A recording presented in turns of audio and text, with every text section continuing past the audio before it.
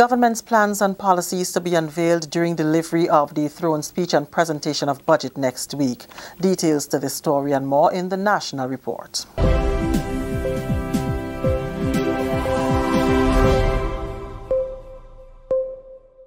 With the details to the news for Friday, November 16th, I am Leslie Ann Johnson. Government's plans and policies for further growth and economic development will be unveiled next week at the opening of the second session of the 10th Parliament at the new Parliament building in Mount Welldale. On Monday, Governor-General Her Excellency Dame Cécile La Grenade will deliver the throne speech from 10 o'clock. A media release from the Houses of Parliament dated November 15th states that Her Excellency the Governor-General, by a proclamation dated November 15th, 2018, has scheduled the ceremonial state opening of the second session of the 10th Parliament of Grenada for Monday, November 19th at 10 a.m. Another media release from the Houses of Parliament, also dated November 15th, says Her Excellency, by a proclamation dated 14th November 2018, has prorogued the first session of the 10th Parliament with effect from 15th November 2018. And on Wednesday, November 21st, Prime Minister and Minister for Finance, Dr. The Right Honourable Keith Mitchell, will present the estimates of revenue and expenditure from 10 a.m. Both will be broadcast live on the Government Information Service. The Government of Grenada has made yet another commitment to invest in the nation's youth. That commitment was made during the graduation ceremony of Batch 4 and 5 participants in the Mani program at Spice Basket on Thursday.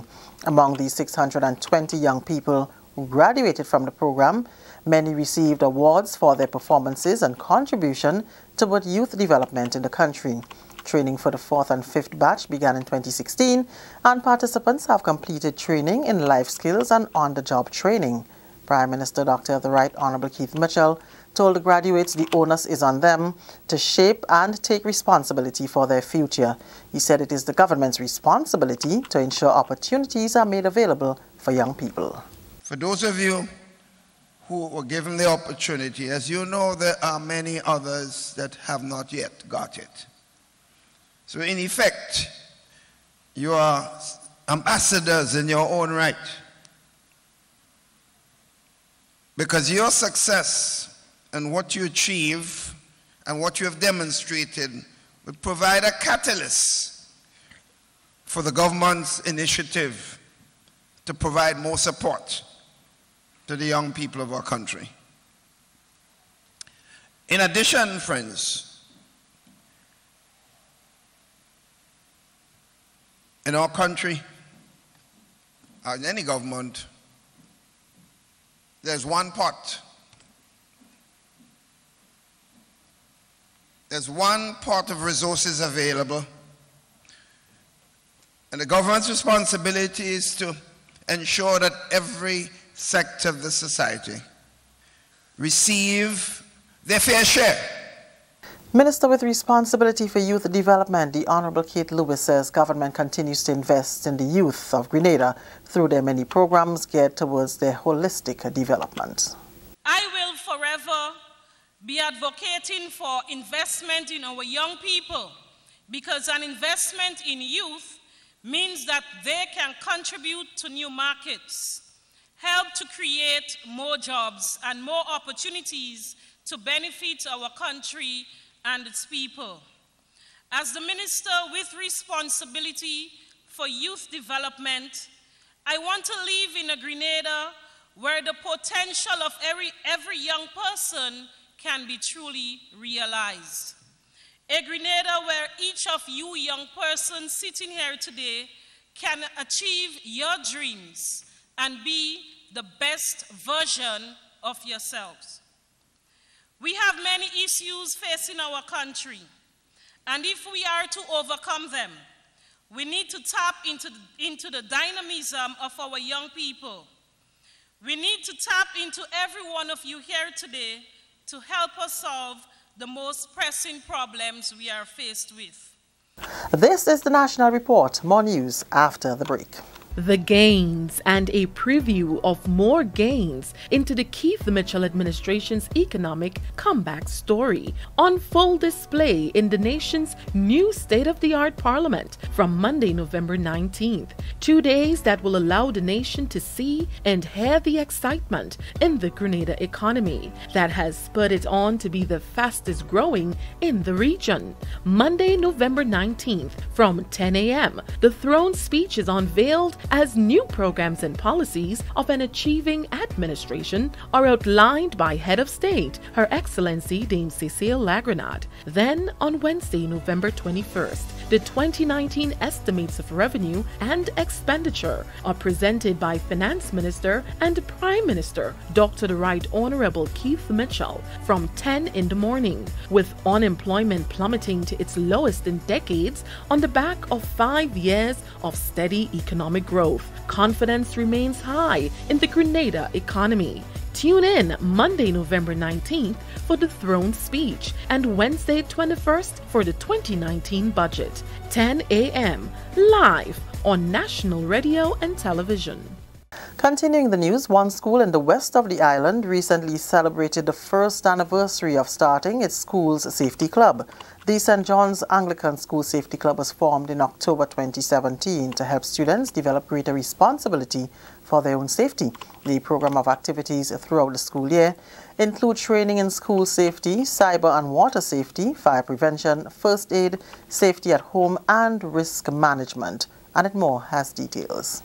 During the ceremony on October 30th at the school grounds, the gains of the Safety Committee and Club were highlighted and awards were presented to all who contributed to the St. John's Anglican Safety Committee and Safety Club to recognize their contribution. Many, including the National Disaster Management Coordinator, Superintendent Sylvan McIntyre, were in attendance.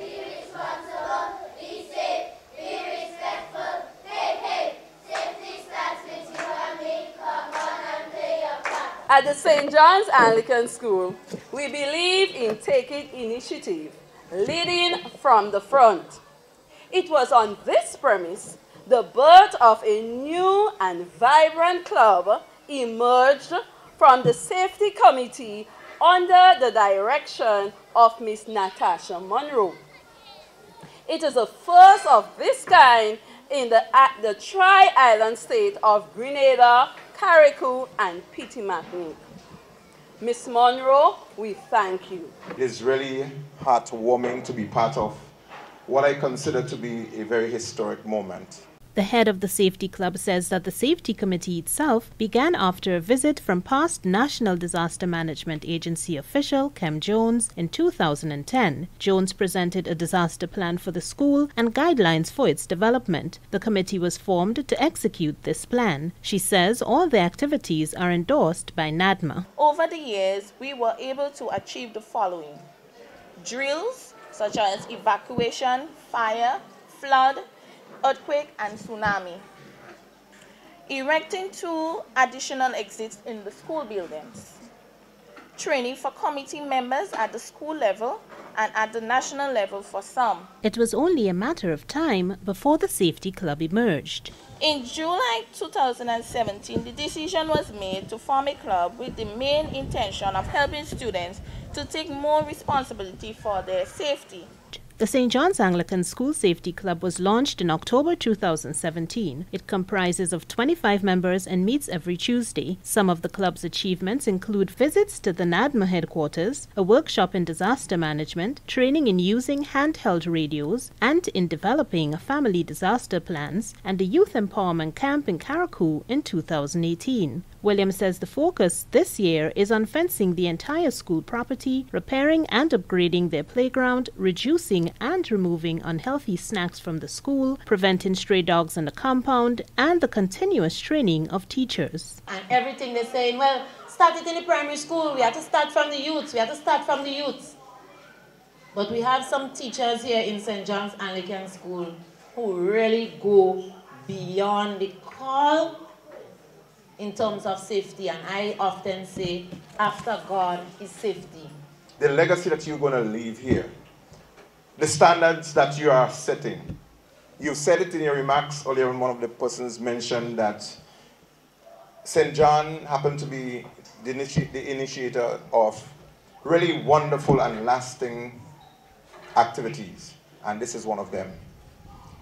This that you have started here will not remain in St. John. We would want to replicate that. We want to emulate this process or this activity throughout the length and breadth of Grenada, Carriacou, and PT Martinique.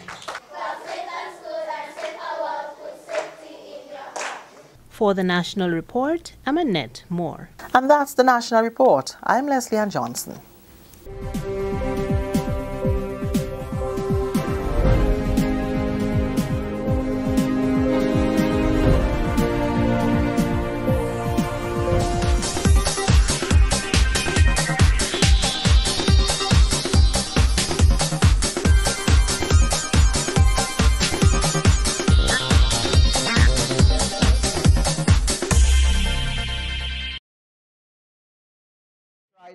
It is possible that is the Prime Minister, and yes, here he comes. As we can see the vehicles out there in the yard, the arrival of the Prime Minister, and this is indeed a special moment for the Prime Minister. Guard of honor! Guard of honor! Soon! The acting commissioner, Edwin Martin, reported to be saluted by the troops. And applaud, welcoming him in the yard. Of course, you know that there would be folks out there attending the occasion here this morning. Present!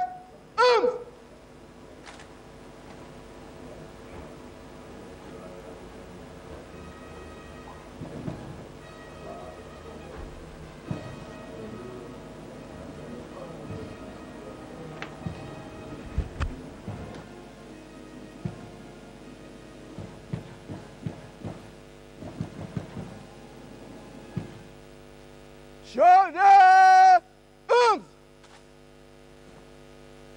Order!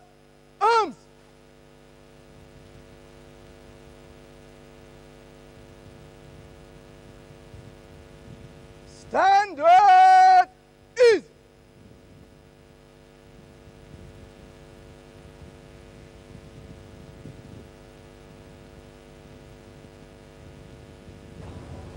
So we've seen the Prime Minister, the Right Honourable Keith Mitchell, being saluted there by the troops. Now, that in itself is a first for this particular area. Yes. The first time he's taking that salute. Remember, we had elections up in March 13th, and this is the first sitting of the 10th Parliament. So, you know, it is indeed a historical day here in Grenada. The fact that we're in a new building, the fact that it is the first sitting for this particular term of the government coming into office with a 15 slate in March, Andre. So I'm very pleased to see the turnout. As you look on the, there is quite a contingent of folks gathering. That we can see from here. I've mentioned before there are a number of areas out there where folks can sit and look on the big screen and so on. A lot of people speak to the fact that the Parliament building does not hold as much as a trade center. But Andre, if we step back a little bit and understand what, and if I may say, the Prime Minister has just entered the House and has taken his seat. Andre, the process that, as you would see, he has a portfolio with him. Are you aware what that is, the portfolio? Would it be a copy of the throne speech that he presents to the GG to read? Come on, Joe. Yeah, bright fellow. Come on. Look at it this way. Look at it this way. Hold on. You look at it this way. Feel proud. You taught him well. Well, you've been quizzing me, you know, so I have to remember to quiz you every once in a while. And I must say, forgive me, I know this is an official broadcast, but our Prime Minister is looking rather dapper this morning. Well, is there an occasion when he doesn't look it? Well, I like to mention the fact that he's just looking dapper, you know. Whether he has done it 1,000,001 times before. You know, they say it is easy for you, and he's given us a little signal there, Andrew. Yes. It's easy for you to look dapper once, but it's difficult for you to look dapper on the 100th occasion. So what are you saying about me? Am I not looking dapper this morning? You look splendid yourself, ain't it, Sharma? Come on, I want them to take a shot. Take a shot, Sharma. No comment. Ah, there you no. are. Look at you, girl. No comment, no comment.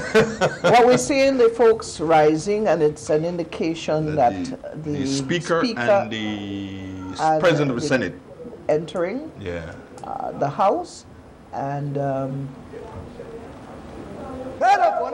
there we have the President of the Senate, followed by the Speaker, and the Clerk. And Andre, what I've been told as they're entering the House, the chairs that you see that they will be sitting on actually were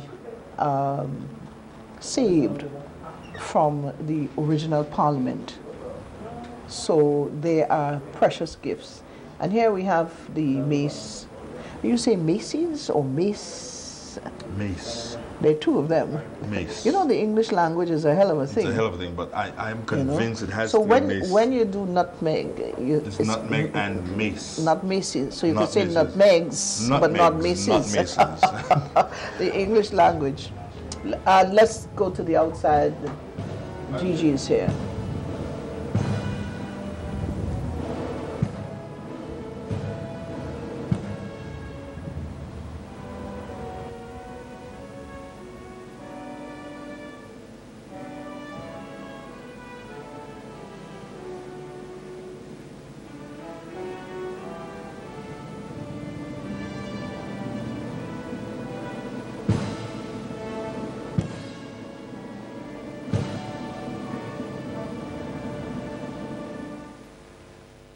Shoulder!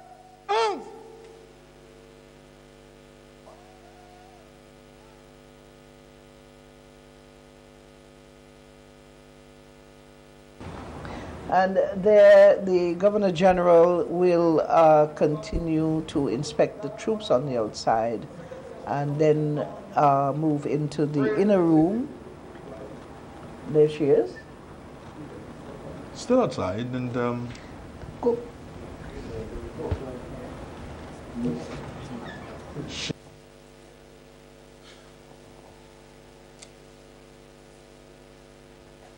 Whereas by proclamation dated 14th day of November 2018, issued under the subsection 1 of section 52 of the Constitution of Grenada, Parliament was prorogued on the 15th day of November 2018.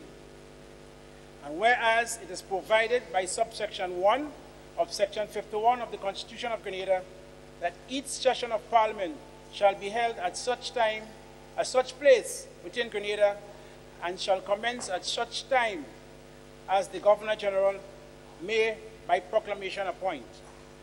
And whereas it is further provided by subsection 2 of section 51 of the Constitution of Grenada that there shall be a session of Parliament once at least in every year, so that a period of 6 months shall not intervene between the last sitting of Parliament in one session and the first sitting in the next session.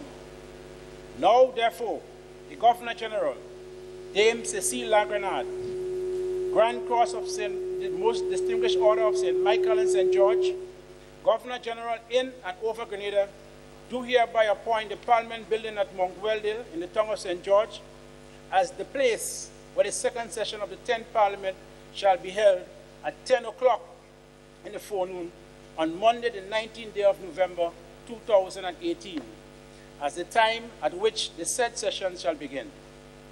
And members of the said Parliament and all other Her Majesty's officers and loving subjects in Grenada, and all others whom it may concern, are hereby required to take due notice of hereof and give their ready obedience accordingly.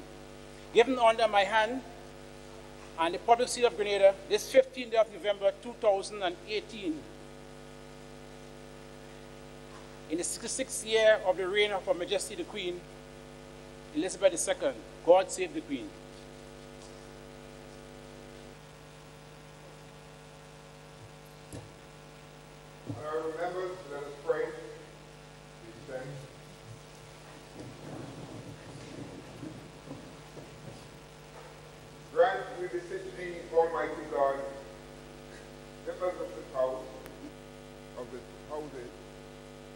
that they may wisely deliberate for the good of the country and for the glory of thy holy name. Please join me as we say together the Lord's Prayer. Our Father, who art in heaven, be thy name, thy kingdom come, thy will be done in earth as in heaven. Give us this day our daily bread, our trespasses, as we forgive who trespass. Temptation. For thine is the kingdom, the power and the glory, forever and ever. Amen. Honorable members all, pray be seated.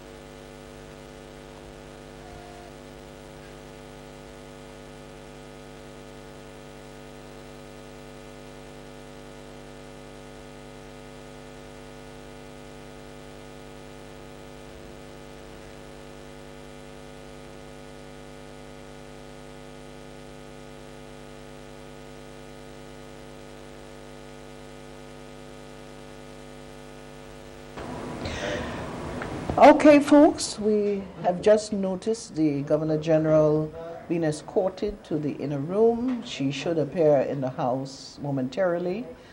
Both mace have been placed in their positions, one to the House of Representatives and the other to the Senate. It means that the session is in motion as we speak, and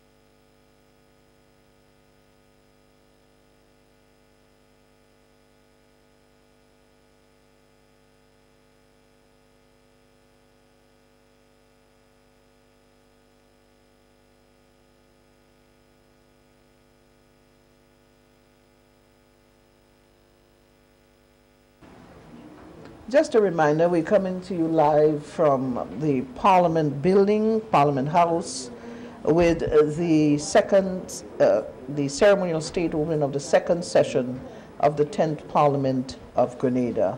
Already we were seeing a number of things taking place.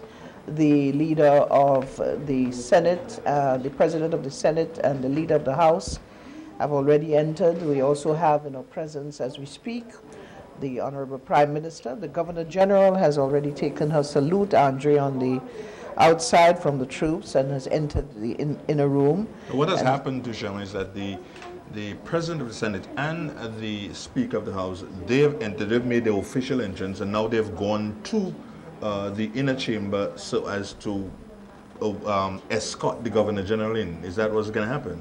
Well, basically, yes. They will be back. The prayers have been said in the House, which you would have heard, listeners would have heard, taking place before this. And the procession will enter the chamber in the order of the Governor General's ADC, followed by the Governor General's Lady-in-Waiting, and the Acting Commissioner of Police. And then, of course, the proceedings continue.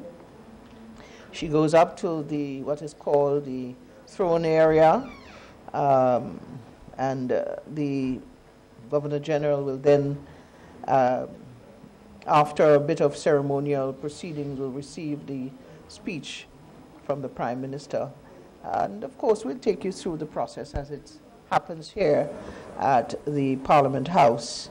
Andre, it is quite a morning. We must give thanks for the weather that we've had so far. We know that November is a very rainy month, and folks were a little bit concerned what would happen when we came for a practice session Friday. What would happen if it rained, and the contingency plan as it relates to the parade. Fortunately for us this morning, it's quite a sunny day. Brilliant sunshine. And everything has been off to a start and really well so far.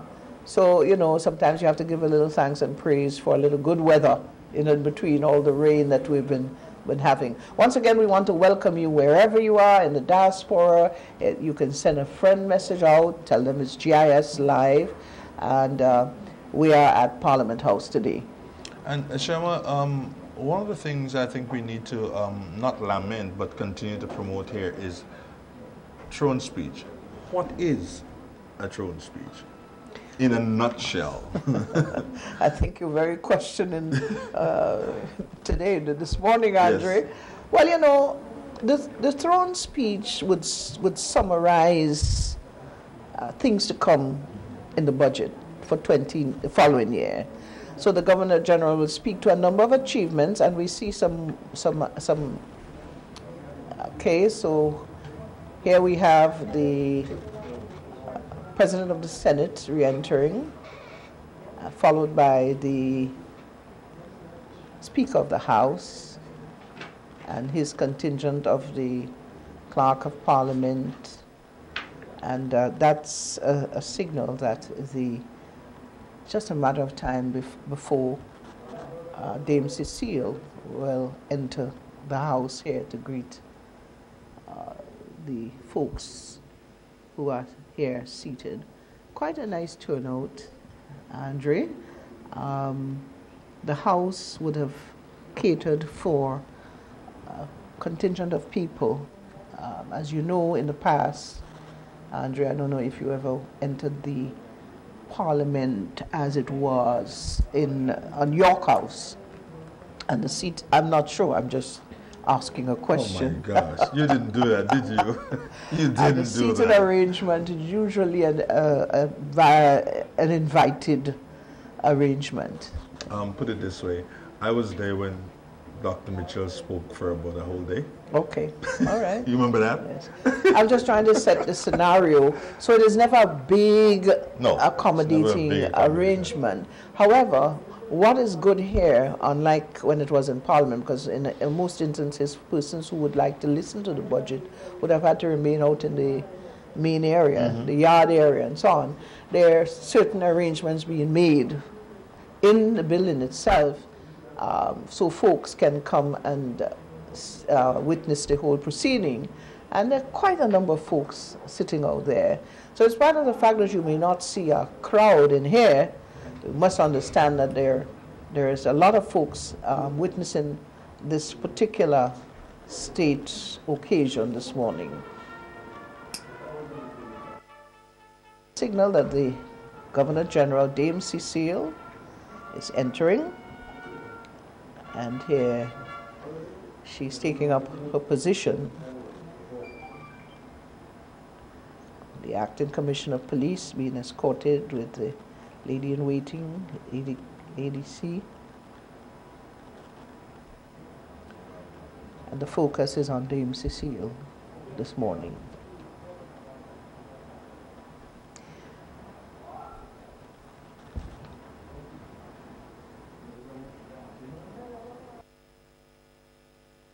Prime Minister approaching the Governor General and delivering that very important speech to her this morning. And of course, she will proceed to deliver the speech for the 10th Parliament of Grenada, the second session. Mr. President, Mr. Speaker, members of Parliament, blessed is the nation whose God is the Lord.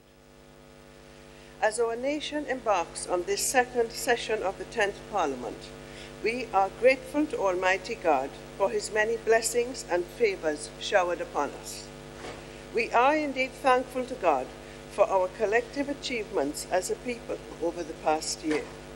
We are especially grateful for God's guidance over the completion of our new Parliament building, which is the ultimate symbol of our commitment to democracy, social justice, the rule of law, and good governance.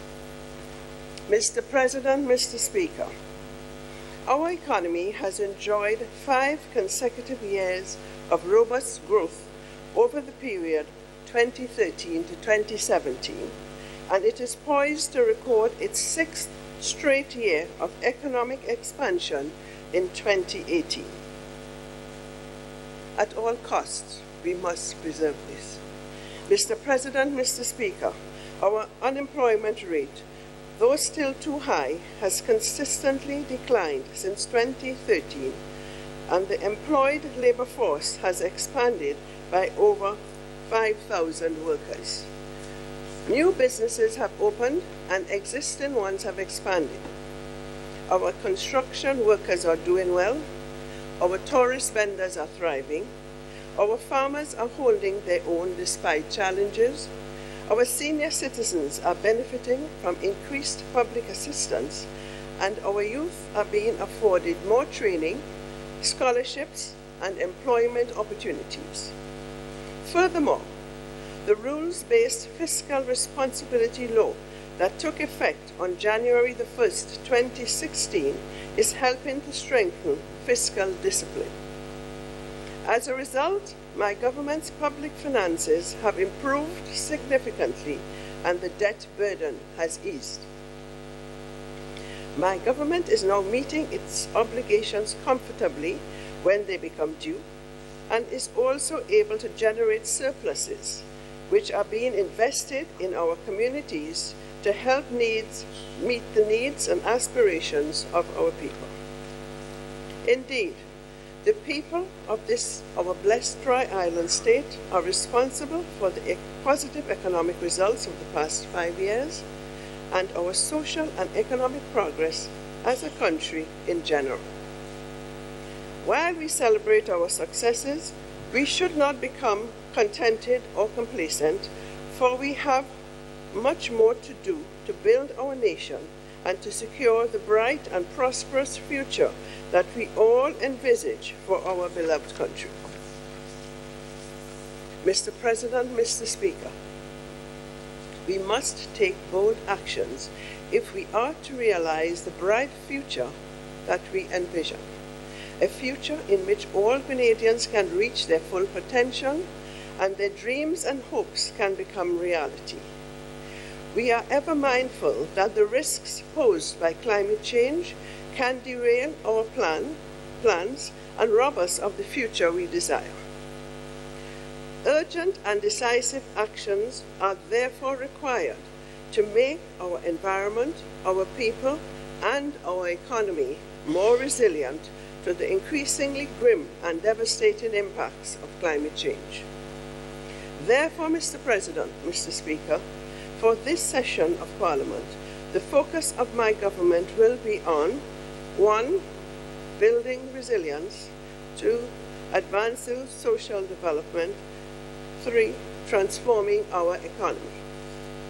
Mr. President, Mr. Speaker, these priorities are framed within the context of my government's medium-term agenda that is being prepared for the period 2019 to 2021 which will anchor a consolidated government approach to development planning and will guide my government's strategic development interventions over the medium term. Building resilience. Mr. President, Mr. Speaker,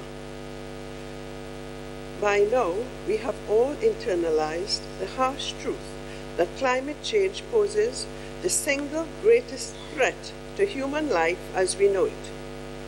Grenada, like other small island states, is highly vulnerable to natural disasters and is among those countries at greatest risk to the impacts of climate change. Vivid images of the utter devastation wreaked upon some of our neighboring islands last year by Hurricanes Irma and Maria will be forever etched in our memories. On August the 1st this year, extremely heavy and prolonged rains caused massive flooding that affected many of our communities.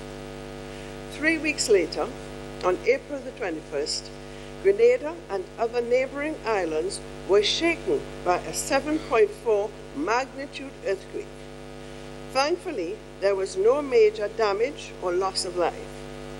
In September, Tropical Storm Kirk caused major flooding in Barbados and St. Lucia. In September also, and further afield, a 7.5 magnitude earthquake in Indonesia triggered a tsunami which resulted in over 1,000 deaths. Most recently, in Trinidad and Tobago, in late October, consecutive days of heavy rain caused widespread flooding, which led to the declaration of a national disaster. Those natural events brought to the fore once again the daunting reality that climate change is real and its impact intensifying. Mr. President, Mr. Speaker, the experts have warned that more intense hurricanes, heavier rainfall, hotter spells, and rising sea levels are expected for the Caribbean region. So how do we respond to climate change? Mr. President, Mr. Speaker, my government's newly created Ministry of Climate Resilience, Environment, Forestry, Fisheries, Disaster Management and Information will be intensifying its efforts in spearheading all activities aimed at making Grenada a climate resilient country. This will include formulating and executing strategic policies and programs that are geared toward protecting our oceanic, marine, coastal, and land environments, improving drainage, and strengthening our disaster preparedness and management systems, among other policies. Building a more resilient nation will ensure that families, communities, businesses, and the government can better prepare, manage, and recover faster from extreme climate-related events. The first phase of the ban on styrofoam products is the outcome of collective action towards the promotion of environmental sustainability and the attainment of the resilient nation we aim to be. My government's climate resilience agenda is one that is grounded in sound policy developed through extensive national stakeholder consultation. The recently approved National Adaptation Plan and National Determined Contributions identify Grenada's climate change adaptation and mitigation needs. Also, my government has requested assistance from the International Monetary Fund to conduct a climate change policy assessment. This assessment would seek to examine our plans to manage climate change from the perspective of its macroeconomic implications and suggest macro-relevant reforms that could strengthen the likelihood of success. Mr. President, Mr. Speaker, my government has achieved a number of early and notable successes. Through the Green Climate Fund, Grenada has secured significant grant support for a number of transformative projects and capacity building in key government institutions. These projects include 1. Grenada Climate Resilient Water Sector. With support from the German government, Grenada secured 125 million EC dollars for a project that seeks to address the critical need to increase water collection and storage in the north of the island, with more effective distribution to the south, where demand is greatest and which is most vulnerable to water shortages. Secondly, Climate Resilient City. This is a project funded by the Green Climate Fund in technical partnership with New York University. The goal is to make the town of St. George the first climate resilient city in the Caribbean. The town of Grenville will also benefit from this project. The intention is for the two towns to be sufficiently transformed to be able to withstand future economic, environmental, social, and institutional shocks exacerbated by climate change. Challenges such as flooding, sewage wastewater management, coastal erosion, land degradation, public utility hazards, and vehicular congestion are expected to be addressed. The potential value of these projects is estimated at 350 million EC dollars. Thirdly, the Green Climate Fund enhanced direct access. Grenada, Antigua and Barbuda, and Dominica have secured funding to the value of 54 million EC dollars, which will provide grant support and a soft loan facility for community, private sector, and government-based climate resilience initiatives. Support for low-income homeowners to make their homes more resilient to climate change will also be included. Mr. President, Mr. Speaker, my government will step up its efforts at climate screening all public investment projects to ensure that new physical infrastructure is climate and disaster resilient. This will ensure that public infrastructure is built to withstand major hurricanes, heavy rains, and floods. My government will also push ahead with its plans to improve Grenada's energy security and diversify our energy mix through the use of renewable energy. Presently, work is ongoing on Grenada's geothermal development.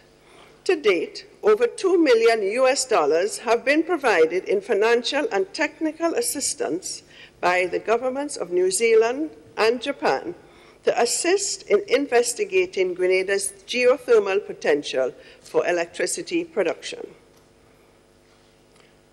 Through the Sustainable Energy for the Eastern Caribbean program, economically viable investments will be made in renewable energy and energy efficiency to reduce our dependency on imported fossil fuels.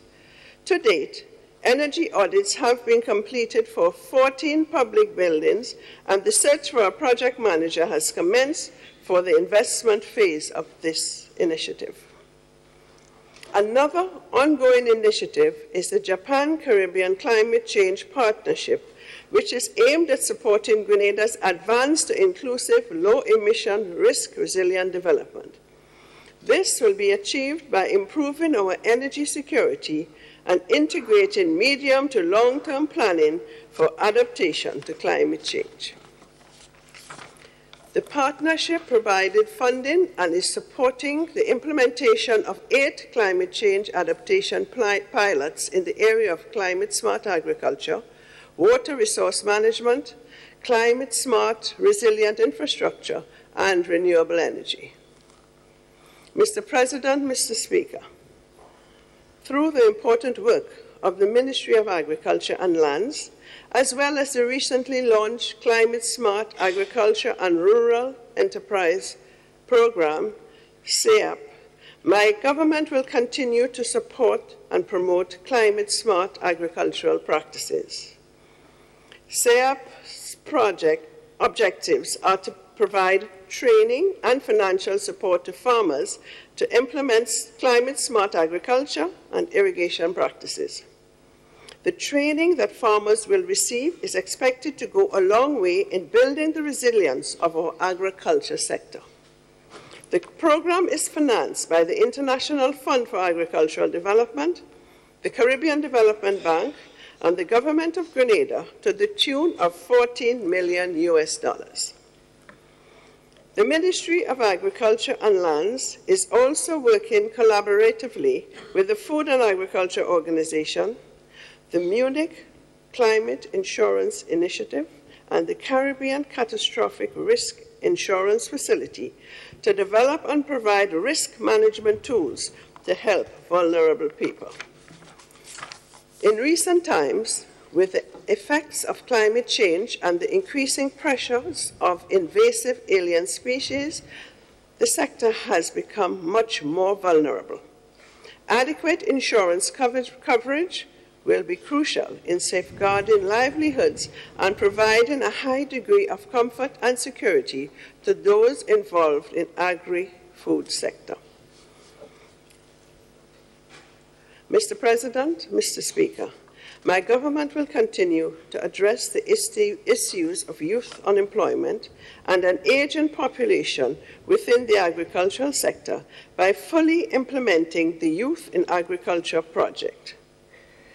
Technical and material assistance will be provided to young persons with the interest and aptitude to pursue agribusiness enterprises. This initiative will contribute to greater sustainability in the agricultural sector. Another important project is the pilot land bank project, which seeks to provide persons with access to good, fertile, and arable idle lands for agricultural production. My government has already allocated over 100 acres of lands at Diamond St. Mark and Grand Bacolet St. Andrew. This project is funded by the Food and Agricultural Organization and seeks to manage our arable lands in a more prudent and climate-smart manner. Mr. President, Mr. Speaker, my government will continue to make climate change information available and mainstreamed into its decision and policy-making processes. It will also continue raising environmental awareness in our communities, our schools, our churches, our workplaces, and the wider society. Indeed, the protection of our environment and the building of resilience is everyone's business, not just the business of my government. In this regard, the private sector, including the financial sector, must also play its part in promoting an environmentally conscious and climate-resilient Grenada. Financial lending institutions can channel resources to sectors and industries that can help to promote climate resilience and energy efficiency. They are therefore well placed to support climate change adaptation and mitigation, and by extension, promote environmental sustainability. Mr. President, Mr. Speaker, my government acknowledges that delivering on its resilience agenda calls for working with strategic partners. In June this year, the World Bank approved a loan of $30 million that would allow my government to advance the implementation of its climate adaptation and mitigation strategy, which will entail measures geared at protecting our natural resource and coastal and marine ecosystems, reducing hazards and disaster risks, and improving physical planning, among other strategic measures. Mr. President, Mr. Speaker, through the Prime Minister, who in September this year assumed the presidency of the Fourth Assembly of the Small Island Developing States Sustainable Energy and Climate Resilience Organization, SIDSDOC, Grenada will continue to lobby international partners for concessional financing to help build resilience in small states around the world. Furthermore, we will continue to impress upon the international community to consider the Caribbean's inherent vulnerabilities when designing policies to graduate small island states from accessing official development assistance. Mr. President, Mr. Speaker, building resilience and reducing vulnerabilities go hand in hand. They are indeed the two defining issues of our time and must be placed high on the national development agenda if the gains achieved in recent years are to be maintained. Advancing social development. Mr. President, Mr. Speaker, advancing social development will require my government to focus on bolstering our resilience as a people and building stronger communities. As Grenadians, we are, by our very nature, a nation of determined and resilient people. Although our history has been replete with challenges, it is also a history of courage and triumph. Mr. President, Mr. Speaker, as we inch closer to our 50th year as an independent nation, we must redouble our efforts to ensure that as a people, we are more fortified to confront challenges head-on. Our social advancement must be fueled by our collective strength and resolve to succeed. Therefore, my government will give more prominence to building social resilience by expanding the reach and enhancing the impact of its social policies and programs. In this regard, greater emphasis will be placed on providing adequate psychosocial support systems to help individuals and communities cope better in the event of natural disasters. More focus will also be given to protecting and empowering vulnerable and at-risk households and communities. This will be done by systematic and strategic targeting of social protection and safety net programs so that the neediest benefit the most. Mr. President, Mr. Speaker, the provision of affordable, climate-resilient housing infrastructure should also feature prominently on my government's agenda to advance social development. In this regard, the Ministry of Social Development and Housing will continue work already started by the housing work brigades established throughout the length and breadth of the country, responsible for repairing, constructing, and rebuilding houses for vulnerable citizens. Work will also continue under the Chinese Low-Income Housing Project in the parishes of St. Mark, St. David, St. Patrick, St. George, and Carriacou. Mr. President, Mr. Speaker, advancing social development would also require the mainstreaming of gender equality and social inclusion issues in decision and policy making, to which my government is firmly committed. My government has launched a special victims unit and a hotline to deal specifically with sexual crimes, domestic violence, and child abuse. We will continue to render services to victims of gender-based violence, deliver and facilitate parenting education support, both independently and collaboratively. Indeed, the establishment of the Special Victims Unit and Hotline are crucial steps in our quest to rid our society of the scourge of abuse in all of its despicable forms. We will also continue work to finalize our juvenile justice policy and strategic plan, and continue the work of the National Committee for the Prevention of Child Sexual Abuse. Mr. President, Mr. Speaker, advancing social development would also require us to make greater strides in the areas of education and health. Accordingly, the Ministry of Education will give greater priority to the development of skills as a major contributor to economic growth, development, and employment in Grenada. Already, a National Skills Development Institute has been established in Snell Hall in St. Patrick and will will begin operations soon. A partnership has also been established with the New Life organization, NULO, for the delivery of 13 certified skills programs targeted at young adults 25 years and older. The Ministry of Education intends to establish at least 2 new skills centers in 2019. My government will continue to provide higher education opportunities for its citizens.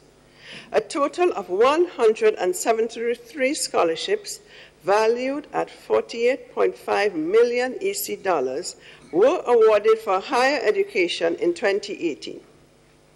This included economic cost and bursaries to the University of the West Indies. Additionally, island scholarships funded by the Government of Grenada amounted to $2.3 million EC dollars. Mr. President, Mr. Speaker, in relation to health, the Ministry is fully committed to improving the quality of health care for all segments of the population. As a first step, ongoing efforts to regularize staff within the health sector would address the human resource constraint as well as provide a clear framework for succession planning. A human resource health policy and plan has been approved and implemented, will begin in 2019. My government is also committed to developing and improving the health infrastructure with an aim at institutionalizing climate-resilient technologies in the health sector, planning and operations. In this regard, my government in October completed and commissioned the retrofitting of Princess Alice Hospital, which is now recognized as a smart healthcare facility. The Grove Polyclinic is also expected to be completed in 2019, a model health facility for the delivery of primary healthcare services to the residents of St. John and surrounding parishes. As my government seeks to enhance services in the health sector, it is the fundamental philosophy that one's access to care should be guaranteed regardless of one's ability to pay.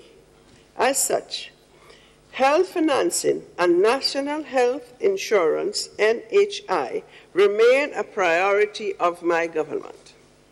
The Health Economics Unit of UWI has been contracted to provide technical assistance to the NHI Secretariat in developing the framework for an NHI program in Grenada.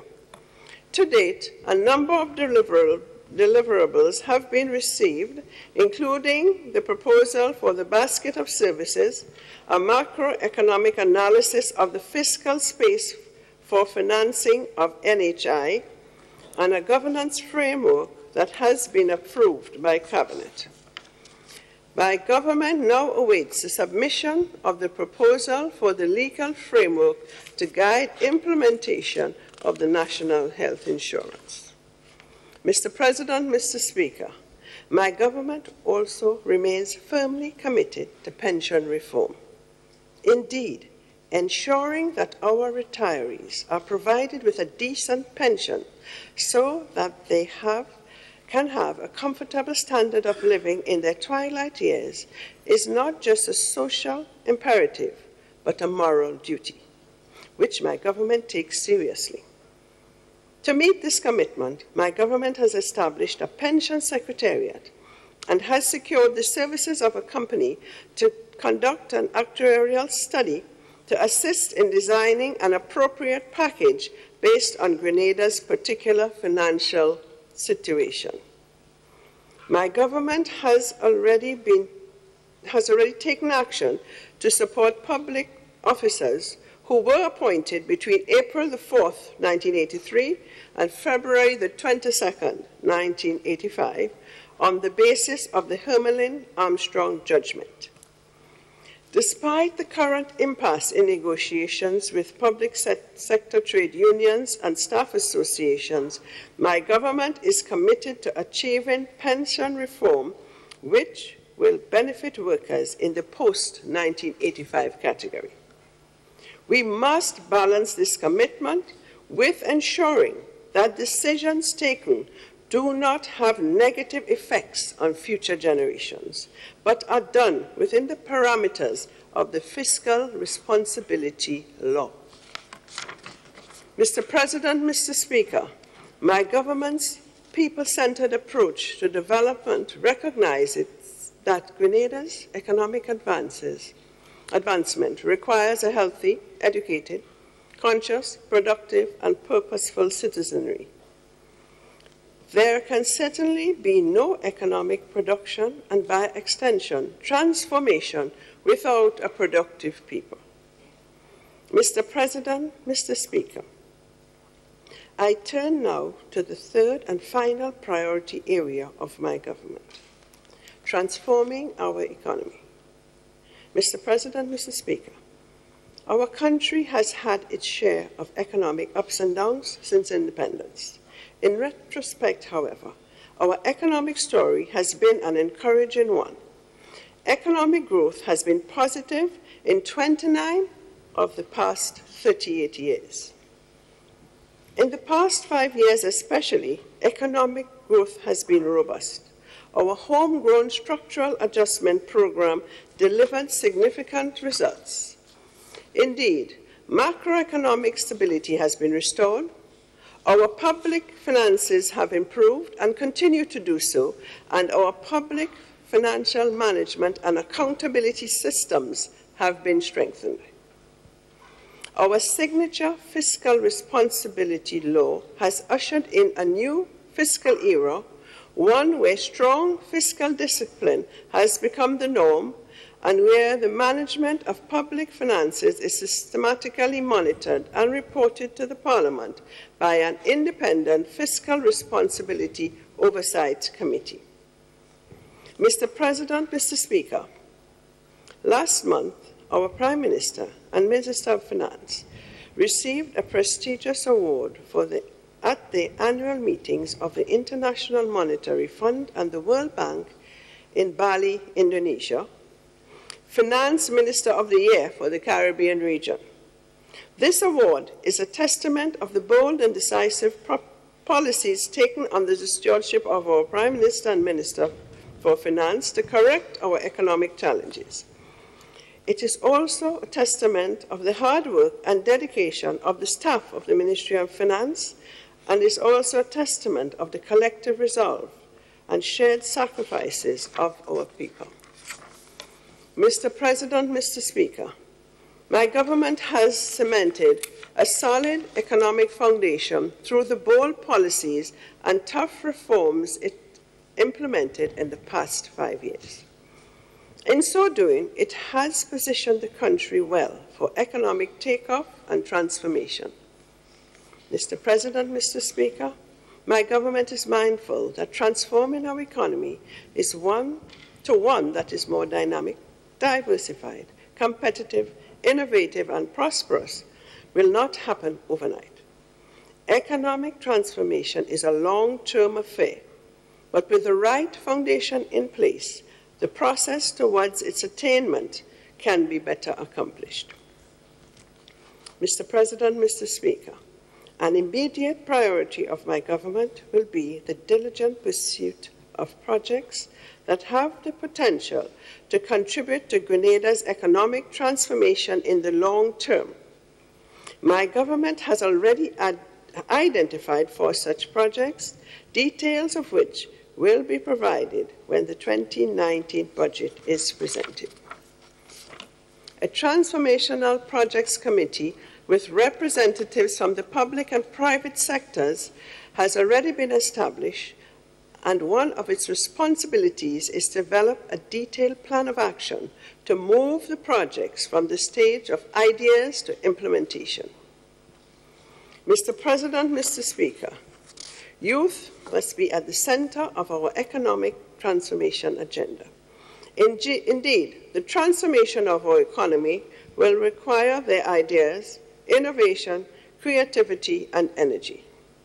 My government will therefore intensify its efforts to promote opportunities for youth development and empowerment. Priority will be given to increasing vocational and other training and skills development that are relevant for the 21st century youth. My government will increase its efforts to improve the enabling environment provided to support the creation of youth enterprises and cooperatives to enable them to take advantage of emerging business opportunities, especially in the export markets. Mr. President, Mr. Speaker, greater emphasis will also be placed on making more effective use of the advances in technology. Mr. President, Mr. Speaker, there is no reason why the next big global app or invention cannot be developed by young Grenadians. This is a future that my government envisions and will be working intentionally towards making this a reality. Mr. President, Mr. Speaker, transforming our economy will also require significant reductions in the cost of doing business, as well as a fundamental overhaul of the manner in which business is conducted. My government will therefore push ahead with reforms to cut energy costs with a view to lowering the overall cost of doing business. In this regard, promoting the use of renewable energy remains a key priority. My government will also accelerate ongoing reforms of the Customs and Excise Division to improve trade facilitation. My government will forge ahead with implementation of the National Export Strategy, the NES, 2017 to 2021, which identifies priority sectors for export trade expansion and other key strategic framework documents that will provide the main platforms for informing necessary interventions. We simply cannot conduct business in the 21st century using 20th century processes, systems, and technology. Of necessity, therefore, business re-engineering, both in the public and private sectors, must take place. Mr. President, Mr. Speaker, with respect to the public sector, my government will move aggressively to implement reforms to modernize procedures and business processes, as well as mainstream the use of up-to-date technology with a view to cutting red tape and improving the interface between government and businesses. The proposed Digital Governance for Resilience project will help to build a smart, resilient government that adopts a whole-of-government approach to implementing critical public policies and services. An essential deliverable of this project will be the digitization of key public services. My government will also continue to expose public servants to customer service and other training, as well as personal and professional development opportunities to enable them to improve the quality of their work and, by extension, the quality of service provided to the public. Mr. President, Mr. Speaker, achieving service excellence in the public service should not be ad hoc or a surprise. It should be the norm. A new mantra will be quality public servants for quality service to the public. Mr. President, Mr. Speaker, my government will continue to support the development of new areas of economic activity such as 1, the blue economy to unlock the economic benefits of our ocean. 2, the green economy to fully exploit the benefits of renewable energy. Thirdly, the orange economy to leverage our rich culture, heritage, arts, and creativity for maximum economic benefits. And fourth, the silver economy to exploit our oil and gas resources, which can be an economic game changer for this country. Through these new areas of economic activities, pathways will be created to increase jobs and wealth for our people. Mr. President, Mr. Speaker, my government will also continue to give focus to the traditional sectors such as agriculture, tourism, and manufacturing through concerted and strategic actions to make them more competitive, productive, innovative, profitable, relevant to the 21st century, and agile enough to adapt to changing technologies and the demands of customers locally, regionally, and internationally. Mr. President, Mr. Speaker, crucial success factors to support our process towards economic transformation and the maintenance of strong institutions, good governance, respect for the rule of law, and the promotion of human dignity. My government remains firmly committed to these principles. Accordingly, collective actions and the continued support of the social partnership are also crucial to realizing our aspirations for economic transformation, wealth creation, and inclusive prosperity. Conclusion. Mr. President, Mr. Speaker, my government has set out its overarching strategic priorities for this session of the 10th Parliament. Specific details will be elaborated when the 2019 budget is presented. Mr. President, Mr. Speaker, we look to our future with hope, optimism, and confidence, secure in the knowledge that we as Grenadians are well able and capable of realizing the bright and prosperous future that we all envisage with bold and collective action. We must continue to work together to be steadfast and resolute in addressing our development priorities. Mr. President, Mr. Speaker, members of Parliament, may God guide you in all your deliberations and render you equal to the sacred trusts bestowed upon you. And may God continue to hold our beloved nation in the palm of his hands and shower us with unprecedented favors and blessings. May his will be done.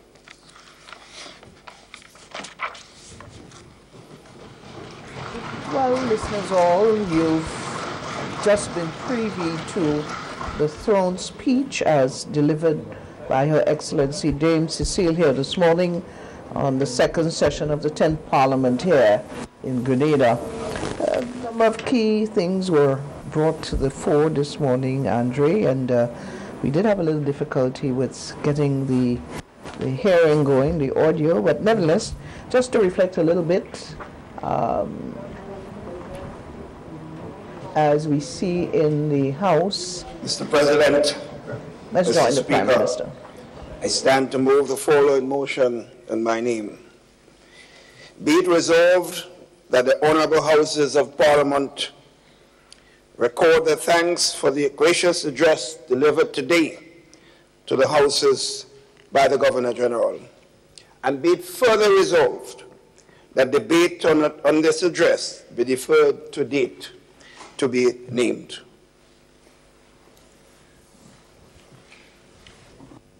Business in the Senate, seconded by Senator Christopher Dialli.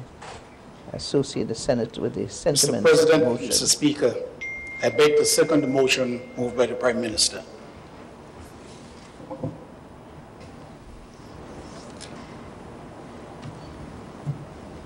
Mr. President, Mr. Speaker, the Senate associates itself with the motion moved by the Prime Minister. And that Mr. was President, Senator Mr. Garvey. Speaker, I beg to second that motion. And then seconded by Senator Dialli. Yes. Honourable members of the House of Representatives, the question is that the debate on the gracious address delivered by Her Excellency be deferred to a date to be named. Those who have that opinion say aye. Of the contrary opinion say nay. Seeing the ayes have it, the ayes have it. Sean, what's interesting to note here is that we saw what we believe was a mix-up there. Question is, motion moved by Prime Minister, Dr. the Honourable Chief Claudius Bishop. Seconded, moved and seconded, be approved. All those who are of that opinion say aye. To the contrary view say nay. I think the ayes have it. The ayes do have it. Yes, Shams, as I was saying, what we thought was a mix-up there, and not having what we saw, the leader of government business had to move the motion, and seconded by Senator Diali. Unfortunately, Senator Simon Steele is in Jamaica. He attended a function there yesterday, and therefore not here today. So Galway took his position. Yes, that's what happened. That is clear, and hence the reason why we've probably seen a few seats. The Governor General rise, and you heard the fanfare, and they now will move into the, she leaves the chamber and enters into the antechamber, and then the procession will follow. We'll get to a few of the points that she would have made here this morning relevant to the expectations of what is to happen in 2019, which will be, of course, elaborated on the delivery of the budget speech by Prime Minister Dr. Mitchell. And what we're seeing here is that the Governor General and her entourage would have left the house. The house is now be adjourned. Those of that opinion say aye. Contrary views say nay. The ayes have it. The ayes have it. This house now stands.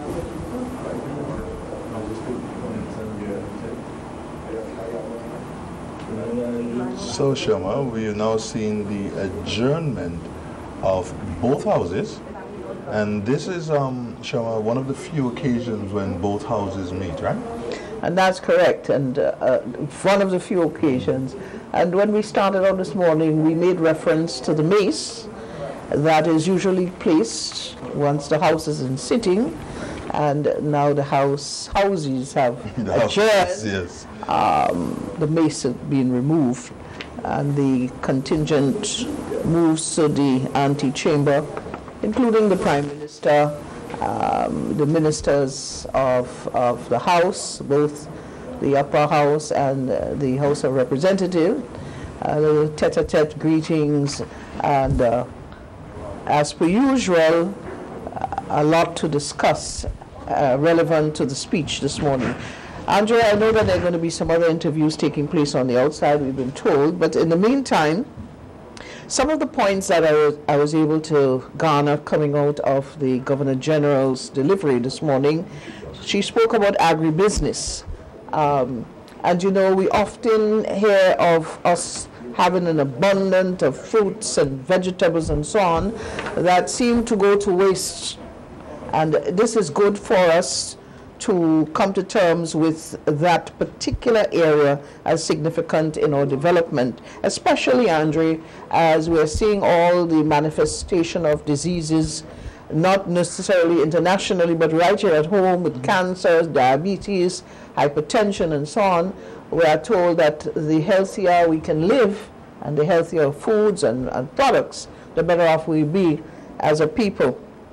She spoke about the pilot land bank that is ongoing, and the housing from the Chinese that is being established in places like Diamond and Grand Bacolet and Carriacou and so on, over 100 units. Patrick, which is pretty close to me. That's going to be continuing, and that again is extremely important. Housing for a nation is crucial. You know, it is said that you provide food, clothing, and housing for your family, your children, and therefore these are important needs, not wants, but needs for any nation. The climate change, which has been spoken about on numerous occasions, we continue to move in that direction. We know of the making St. George's a climate smart city in the Caribbean. The environment and awareness, the protection of our environment, she spoke about that. She spoke about the private sector and the financial sector being all a part of the whole aspect of the fiscal planning for the nation. And you know, we cannot just ignore the importance of the private sector and the financial sector, because the private sector may not necessarily the financial sector may not necessarily be the private sector. Yes, their involvement is crucial at this time in ensuring that we move forward in the direction that we're heading. You know, the Governor General spoke about education and the importance of education. We hear about the training of our skill training, which is key. She mentioned the fact that there is one such training unit up at Snell Hall in St. Patrick. That is to be commissioned pretty soon. Right, and that there are some more to come. And that again is so important when you look at the world today and you look at the recognition of skilled, trained people and their prominence in the world today. You know, we talk about doctors and lawyers and so on, but skills seem to be the most or key area that drives a nation and ensure that there is employment and ensure that people have a better way of life, because it's no longer about being just doctors and lawyers and that sort of thing. Skill training is extremely important, and I'm very happy to hear about that. One of the things I notice significantly is the aspect of a juvenile justice policy, a hotline for special victims. As you know, we've had the cry out there all about sexual harassment or young children, and that is key, Andre. The other area that was very important here is that of health, and she spoke about health.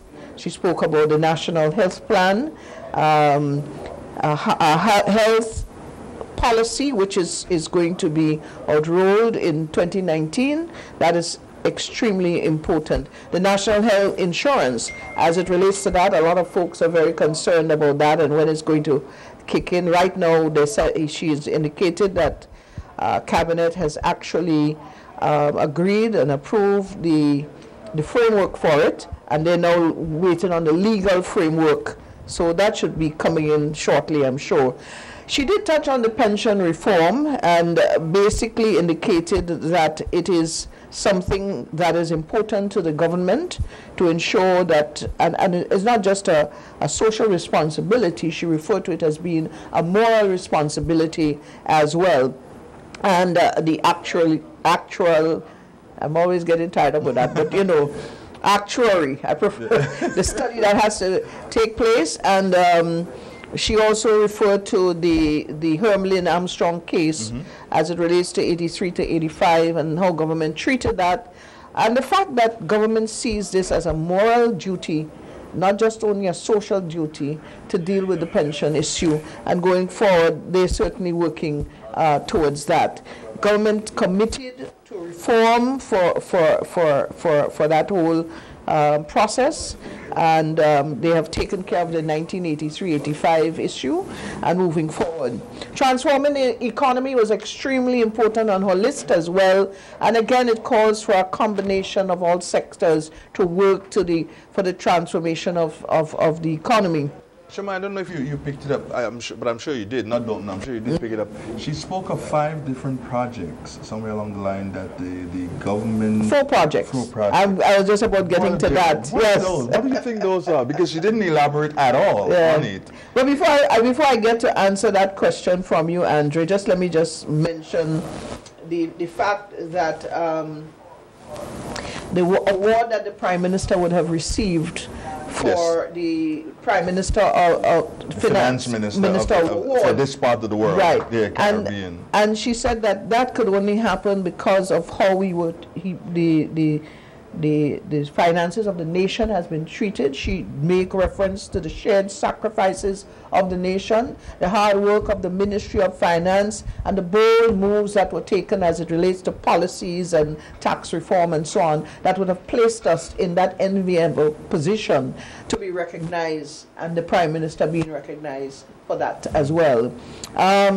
We are about to be on an economic takeoff. Transformation is very much there. There are projects coming, 4 projects being mentioned. You ask what they are. I cannot tell you what they are this time. She said that we'll have to wait for the budget to definitely find out what they are. The private and public sector called upon to be part of that whole transformation committee that is going to be established, and conducting business, moving in a positive direction, the cutting energy costs, looking at the possibilities for renewable energy, reforming of the customs and excise department, the updating of technology within the entire government system, digitalizing the government system, so I am very heartened, I'm very pleased to have had the opportunity to hear some of the things being delivered here this morning, in spite of the fact that we had a little hitch with the audio.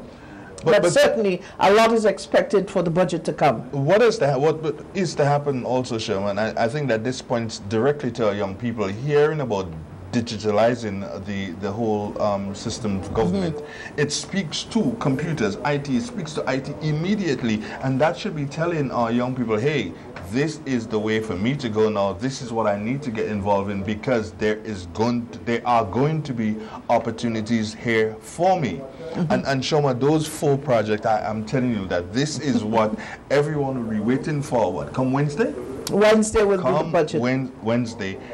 Everyone is going to be waiting for this. What are these 4 mystery projects that they're speaking of that is going to happen, and gives one the impression that this seeks to transform or bring a certain oomph, if you call it that, into the Grenadian social life. Well, we must understand that a lot of young people, and not only young, but our age group and so on, we have what you would consider as the informal know-how to technology, and this will bring a more formal approach, a more training as to the do's and don'ts and the hows and how have you and what have you. And we must take this seriously, because we cannot get left in the world. We cannot allow others to lead us in the Caribbean. We must be the leaders, and the transformation is important. Well, of course, we've always been. The transformation is important, and technology is the way to go. There is absolutely no choice but to go into technology. And to prove that we've always been, students who are listening and young people and other people who are listening, just remember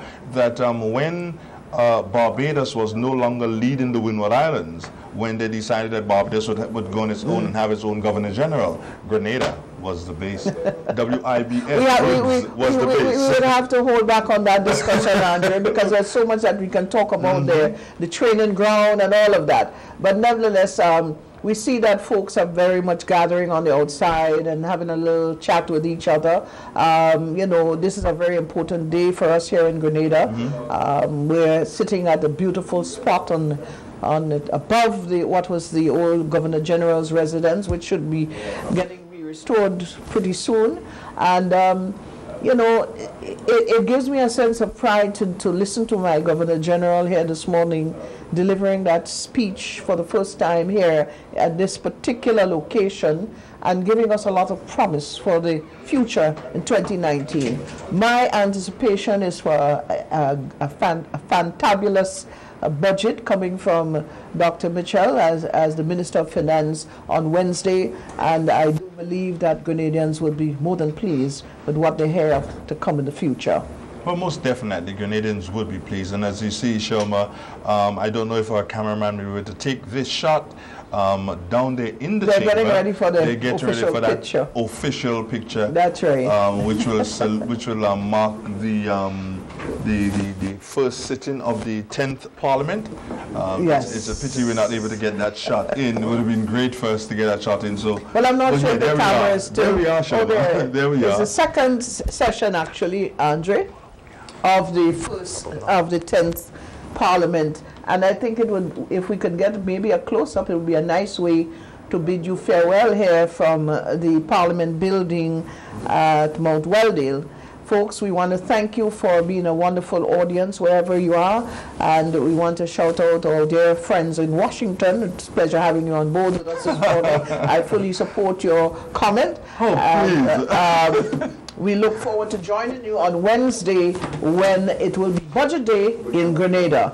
On behalf of the entire team here this morning and my co-host Andre Donald, I'm Sherma Wells. Have a wonderful day. Minister Joseph, welcome. Thank you very much. Having had the benefit on working on both sides of the fence, so to speak, as a union representative and now as part of the government, you are uniquely positioned to speak on the issue. I'll allow you to do so. Well, thank you very much. So let me give a brief background to this issue so that we can set it within the proper context. 1958 Pension Act made provision for established workers who are qualified to receive a pension. At that time, it was the qualifying age was 33 and a third years. That is the amount you had to make. And it was reduced through negotiation to 26 and 2/3. And I was involved in that negotiation, so I remember it very good. When we went to the government and said, 33 and a third years is a total long period. Let us consider 26 and 2/3. In fact, when I was preparing for the negotiation, we got this formula from St. Lucia. And that was in the 90s, but I remember it, as I said, because I was integrally involved in it. So that is what was at stake. And that was in place up to 1983. But let me first say, under the Act, you receive only one pension from government. So there was only one pension, because there was no NS. So only one pension was available. In 1983, the government then passed the Pension Disqualification Act on the 4th of April, 1983, which superseded and canceled the 1958 Pension Act and make it mandatory, a contributory plan where the employer and the employee will contribute to national insurance, and all workers will qualify and benefit on the national insurance scheme once they qualify. So to get an NIS pension, you must make 500 contributions, and NIS contribution is calculated on a weekly basis, so 500 weeks. So you could say 10 years, because 52 weeks in a year.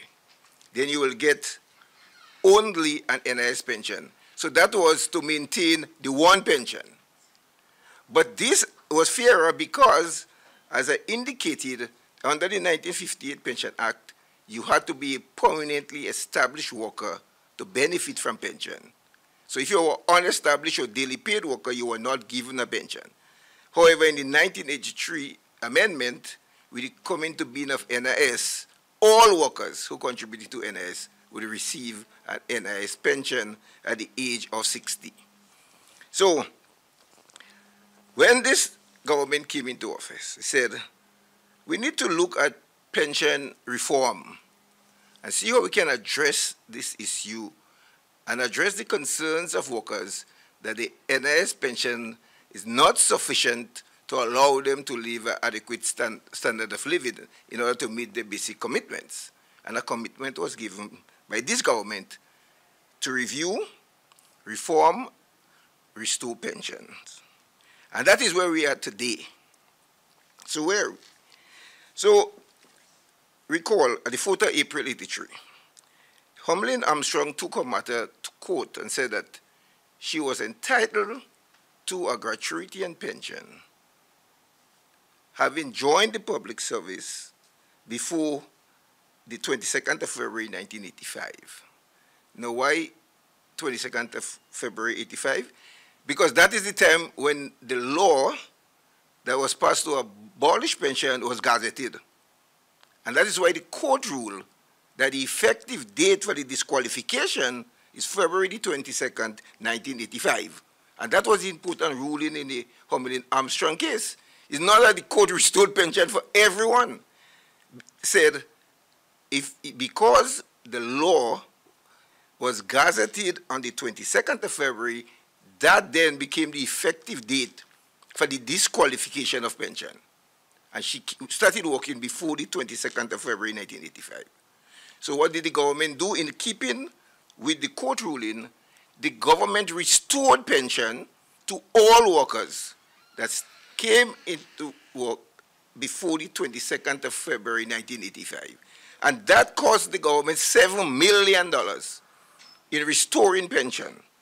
So the question of pension restoration was addressed by the government, and that is the only legal obligation the government have to restore.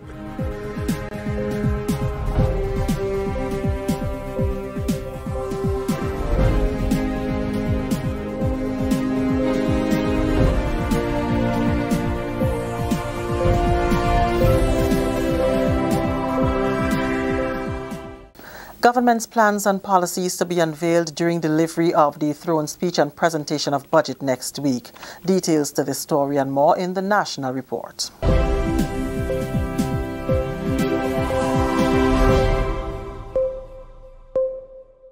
With the details to the news for Friday, November 16th, I am Leslie Ann Johnson. Government's plans and policies for further growth and economic development will be unveiled next week at the opening of the second session of the 10th Parliament at the new Parliament building in Mount Welldale. On Monday, Governor-General Her Excellency Dame Cécile La Grenade will deliver the throne speech from 10 o'clock. A media release from the Houses of Parliament dated November 15th states that Her Excellency the Governor-General, by a proclamation dated November 15th, 2018, has scheduled the ceremonial state opening of the second session of the 10th Parliament of Grenada for Monday, November 19th at 10 a.m. Another media release from the Houses of Parliament, also dated November 15th, says Her Excellency, by a proclamation dated 14th November 2018, has prorogued the first session of the 10th Parliament with effect from 15th November 2018. And on Wednesday, November 21st, Prime Minister and Minister for Finance, Dr. The Right Honourable Keith Mitchell, will present the estimates of revenue and expenditure from 10 a.m. Both will be broadcast live on the Government Information Service. The Government of Grenada has made yet another commitment to invest in the nation's youth. That commitment was made during the graduation ceremony of Batch 4 and 5 participants in the Mani program at Spice Basket on Thursday. Among the 620 young people who graduated from the program, many received awards for their performances and contribution toward youth development in the country. Training for the 4th and 5th batch began in 2016, and participants have completed training in life skills and on-the-job training. Prime Minister Dr. The Right Honourable Keith Mitchell told the graduates the onus is on them to shape and take responsibility for their future. He said it is the government's responsibility to ensure opportunities are made available for young people. For those of you who were given the opportunity, as you know, there are many others that have not yet got it. So in effect, you are ambassadors in your own right. Because your success and what you achieve and what you have demonstrated will provide a catalyst for the government's initiative to provide more support to the young people of our country. In addition, friends, in our country, or in any government, there's one pot. There's one pot of resources available. And the government's responsibility is to ensure that every sector of the society receive their fair share. Minister with responsibility for youth development, the Honourable Kate Lewis, says government continues to invest in the youth of Grenada through their many programs geared towards their holistic development. I will forever be advocating for investment in our young people, because an investment in youth means that they can contribute to new markets, help to create more jobs and more opportunities to benefit our country and its people. As the Minister with responsibility for youth development, I want to live in a Grenada where the potential of every young person can be truly realized. A Grenada where each of you young persons sitting here today can achieve your dreams and be the best version of yourselves. We have many issues facing our country, and if we are to overcome them, We need to tap into the dynamism of our young people. We need to tap into every one of you here today to help us solve the most pressing problems we are faced with. This is the National Report. More news after the break. The gains and a preview of more gains into the Keith Mitchell administration's economic comeback story on full display in the nation's new state-of-the-art parliament from Monday, November 19th. 2 days that will allow the nation to see and hear the excitement in the Grenada economy that has spurred it on to be the fastest growing in the region. Monday, November 19th from 10 a.m., the throne speech is unveiled as new programs and policies of an achieving administration are outlined by Head of State, Her Excellency Dame Cecile Lagranade. Then, on Wednesday, November 21st, the 2019 estimates of revenue and expenditure are presented by Finance Minister and Prime Minister Dr. the Right Honorable Keith Mitchell from 10 in the morning, with unemployment plummeting to its lowest in decades on the back of 5 years of steady economic growth. Confidence remains high in the Grenada economy. Tune in Monday, November 19th for the throne speech and Wednesday 21st for the 2019 budget. 10 a.m. live on national radio and television.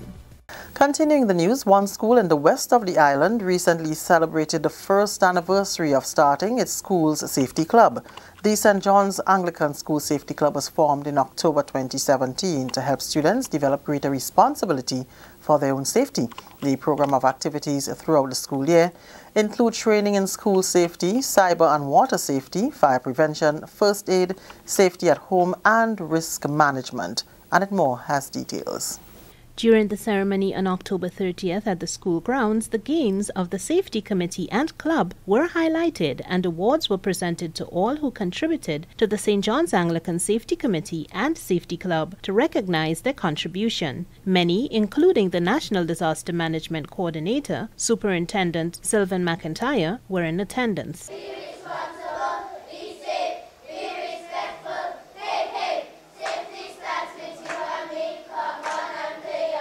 At the St. John's Anglican School, we believe in taking initiative, leading from the front.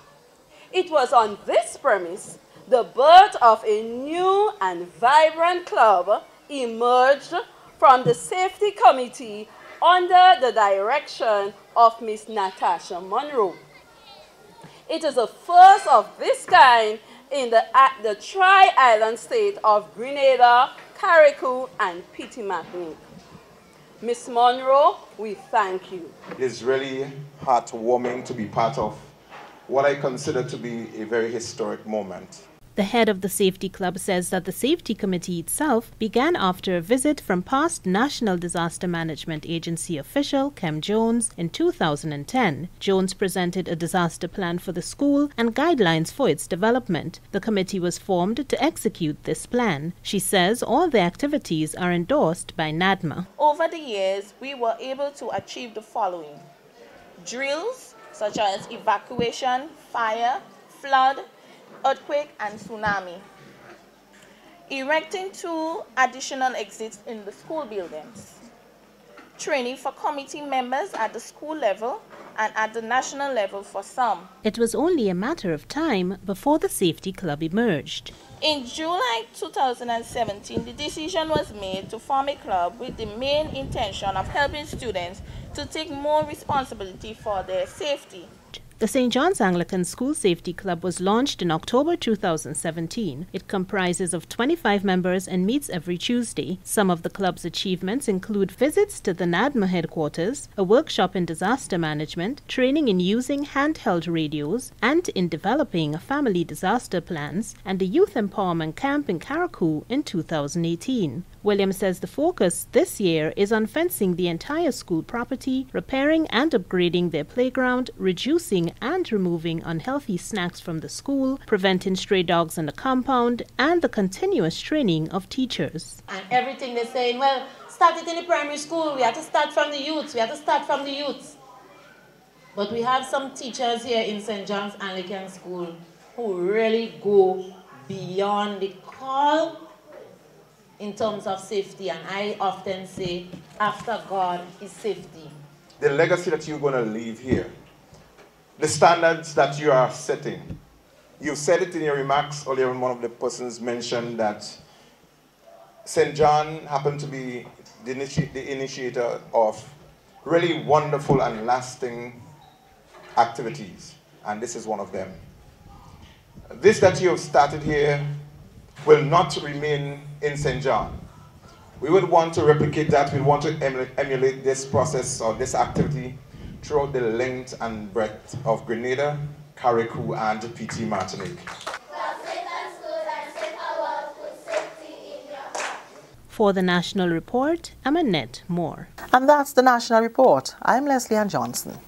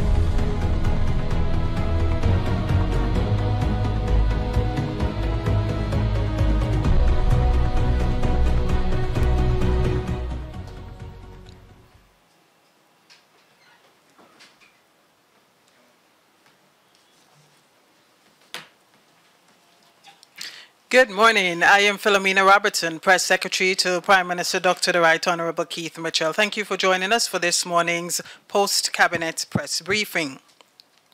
Now, the focus of our press briefing this morning is the current impasse between the Government of Grenada and the public sector trade unions.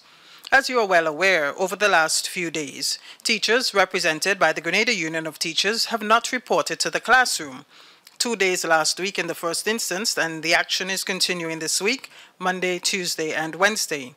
And in an escalation of the action, workers represented by the Public Workers Union have also been asked not to report to work today and tomorrow. At the heart of the impasse is pension restoration and reform. With me this morning is Minister for Trade, Industry, Cooperatives, and CARICOM Affairs, Honorable Oliver Joseph, who himself was a trade unionist for many years, serving as an executive member of the Public Workers Union and also the umbrella body, the Grenada Trades Union Council. Minister Joseph, welcome. Thank you very much. Having had the benefit on working on both sides of the fence, so to speak, as a union representative and now as part of the government, you are uniquely positioned to speak on the issue. I'll allow you to do so. Well, thank you very much. So let me give a brief background to this issue so that we can set it within the proper context. 1958 Pension Act made provision for established workers who are qualified to receive a pension. At that time, it was the qualifying age was 33 1/3 years. That is the amount you had to make. And it was reduced through negotiation to 26 2/3. And I was involved in that negotiation, so I remember it very good. When we went to the government and said, 33 1/3 years is a totally long period. Let us consider 26 2/3. In fact, when I was preparing for the negotiation, we got this formula from St. Lucia. And that was in the 90s, but I remember it, as I said, because I was integrally involved in it. So that is what was at stake. And that was in place up to 1983. But let me first say, under the Act, you receive only one pension from government. So there was only one pension, because there was no NS. So only one pension was available. In 1983, The government then passed the Pension Disqualification Act on the 4th of April 1983, which superseded and cancelled the 1958 Pension Act and make it mandatory, a contributory plan where the employer and the employee will contribute to national insurance, and all workers will qualify and benefit on the national insurance scheme once they qualify. So to get an NIS pension, you must make 500 contributions, and NIS contribution is calculated on a weekly basis, so 500 weeks. So you could say 10 years because 52 weeks in a year. Then you will get only an NIS pension. So that was to maintain the one pension. But this was fairer because, as I indicated, under the 1958 Pension Act, you had to be a permanently established worker to benefit from pension. So if you were unestablished or daily paid worker, you were not given a pension. However, in the 1983 amendment, with the coming to being of NIS, all workers who contributed to NIS would receive an NIS pension at the age of 60. So when this government came into office, it said, we need to look at pension reform and see how we can address this issue and address the concerns of workers that the NIS pension is not sufficient to allow them to live an adequate standard of living in order to meet their basic commitments. And a commitment was given by this government to review, reform, restore pensions. And that is where we are today. So where are we? So recall, at the 4th of April 83, Humlin Armstrong took her matter to court and said that she was entitled to a gratuity and pension, having joined the public service before the 22nd of February 1985. Now why 22nd of February 85? Because that is the time when the law that was passed to abolish pension was gazetted. And that is why the court ruled that the effective date for the disqualification is February the 22nd, 1985. And that was the important ruling in the Humlin Armstrong case. It's not that the court restored pension for everyone. It said, because the law was gazetted on the 22nd of February, that then became the effective date for the disqualification of pension. And she started working before the 22nd of February 1985. So what did the government do? In keeping with the court ruling, the government restored pension to all workers that came into work before the 22nd of February 1985. And that cost the government $7 million in restoring pension. So the question of pension restoration was addressed by the government, and that is the only legal obligation the government have, to restore pension to workers in accordance with the court ruling before the 22nd of February 85. The government is under no obligation whatsoever to pay pension and gratuity to workers that came after 22nd of February 1985. So what did the government do? They met with the unions and said, let us look at reforming the Pension and Gratuity Act so that the workers who came after 22nd of February to the 31st of December 2018, the government, together with the unions, can address the issue of pension. And so the unions started meeting with the government-appointed pension committee to work out a formula for pension and gratuity in keeping with the government's commitment of reforming pension. And that's why the 70% minimum guaranteed is a negotiated amount. It was not anything that is in a law, because there's no law on pension. So the union is claiming, therefore, that the 25% gratuity, that the government had agreed with it, it is not in the MOU, it is not in the collective agreement, and then so they could not produce any document that was signed between the union and the government-appointed team. The latest position that I've heard from the union is that the 25% is enshrined in law. In other words, it's contained in law. So before I came on the program, I did some research. It is not under the Teachers Pension Act. It is not under the act that governs the public workers, because the Pension Disqualification Act supersedes and cancels the 1958 Act. So I'm not aware of which act that they are referring to now. However, I need to make the point that if it is under an act, then you are legally entitled to it, then that is a matter that can easily be addressed in the court. They can do it like Homily and Armstrong went to court and get redress. So if, as I said, they are legally entitled to it, then they can go to court and argue the case that they are legally entitled to 25%.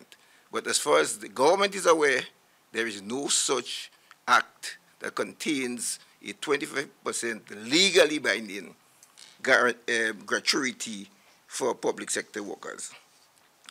So the government proposes a 2% gratuity payment and a 98% as a worker's pension. I think that is important to understand. In the old formula, if you got 25%, then you will get 75% as your pension. So if you are getting 2% now, it means that you're entitled to 98%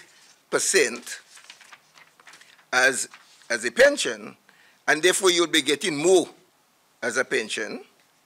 In addition, every time public sector workers get an increase in salary, pensioners also receive an increase. So you will be getting an increase in your pension. You do not get increase in gratuity because that's a one-off lump sum payment. So what we are saying is that the workers are offered a higher pension than the union is asking for. For example, if a public officer's pension worked out to be $2,000 a month, and he or she took a gratuity of 25%, the pension will be reduced to $1,500 a month. The gratuity, which is a prepayment on pension, will then be $500 multiplied by 12 times 12.5 years, which is equal to $75,000 payable at the time of retirement.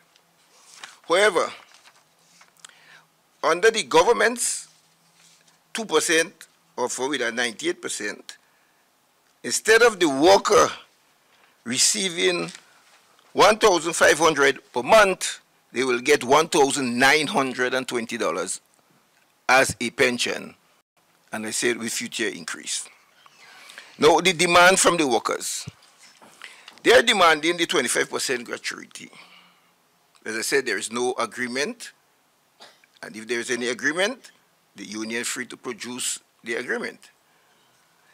The union demand will add up to $21 million annually to the payroll, bringing the cost of pension to approximately $74 million annually. This amount, first of all, is not affordable, neither is it sustainable. If you have to find $21 million additionally to add to the payroll, it means that you will have to cut back on a number of areas. Therefore, we'll have to send home the Imanis to get the money because we have to get 21 million extra. We'll have to close the horse repair program. We'll have to stop the debushing program. We'll have to cut back because remember how the budget is done, you know. It's an annual estimate of revenue and expenditure. And allocations are made based on sectors. And therefore, to find an additional $21 million will mean getting it from some other allocation that's made. It's simple as that. So if the government is to agree with the union's proposal, then the poor man out in St. Davies who looking for 2 fortnights, or Mr. Samuel who waiting for me to repair his roof and build a toilet on him, there will be no money left for that. Or the 1,300 Imanis that we're taking on, there will be no money left. The money will have to be used to meet this bill. Well, no responsible government could take a decision to commit the state, because what you're committing is a state pension, you know. So any government coming thereafter will have to pay it when you commit the state to that. In addition, there is a Fiscal Responsibility Act that is in place. And there is a public expenditure rule, which states that you cannot exceed expenditure to over 2% from the previous year. This amount will mean that we will have to bridge the Fiscal Responsibility Act. If we bridge the Fiscal Responsibility Act, it means that the financial pledges that we have, we will not receive it. It means that hundreds of millions of dollars in grant funding will not come to the state because of the breach of the Fiscal Responsibility Act. And the only reason why government have received grant funding and so much praise for its economic performance, because we have ensured that we remain disciplined, exercise fiscal discipline, and remain within our budget. And therefore, to give up all that in order to satisfy the demand of public sector workers that have already benefited over the last 5 years from $110 million in retroactive pay, a 10% increase, 3% in 2017, 3% in 2018, 4% in 2019, just for public sector workers. This government cannot afford to neglect all the other sectors in society. We need to stimulate economic growth in the country. We need to reduce unemployment. It will be highly irresponsible for this government or any government to get into agreement that will see the other sectors of society suffering. And therefore, we call on the unions to go back to the bargaining table, to sit with the pension committee, to see how we can reach agreement on this matter. Because it's not a simple matter of the government just refusing to pay 25%, or that the government agreed to pay 25% and now, instead of that, offering 2%. Because that is the basis for the industrial action, you know. The basis for the industrial action is the trade union saying to its members that government agreed to 25% and then just change it to 2%. And yet they have not provided any document to show that the government signed an agreement for 25%.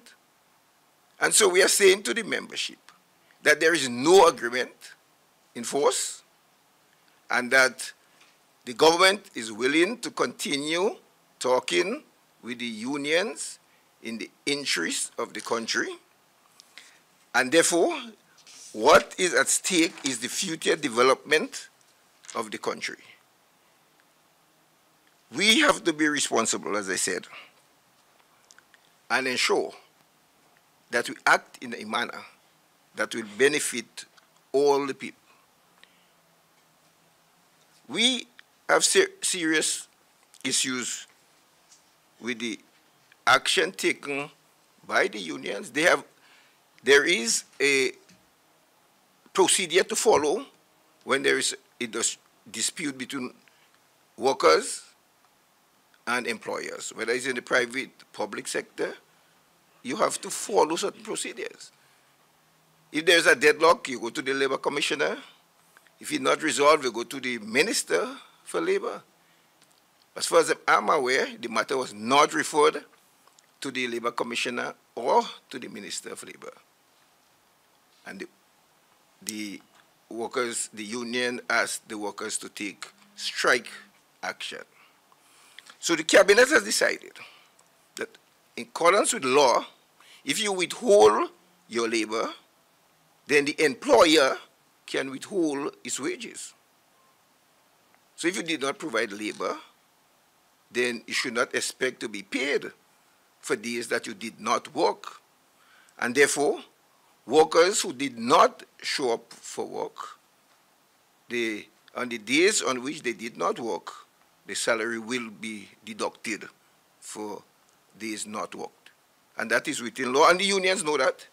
In most unions have what they call strike fund, in case something like that happens, where they have to pay the workers when the employer deduct the wages. And the cabinet has decided at its meeting Monday that that is the course of action that will be taken for workers that decide to withdraw their labor. You have a right to withdraw the labor under the Act. It's very clear. Workers can withdraw labor and the employer can withdraw the wages. And therefore, we are saying that we would like to see the workers return to work, go back to the bargaining table, and let us reach an amicable settlement to the matter. And I think we can if the negotiations continue. Thank you very much, Minister Joseph. I think it has been made pretty clear. Government would like to resume negotiations with the unions to ensure that we resolve this matter. And as he has just stated, the Cabinet has taken a decision that for workers who have withdrawn their labor, the government has the right and will exercise it to withhold its wages for the same period. Members of the media, the floor is now open. Any questions? I have a question. Please identify yourself and your media house and use the microphone.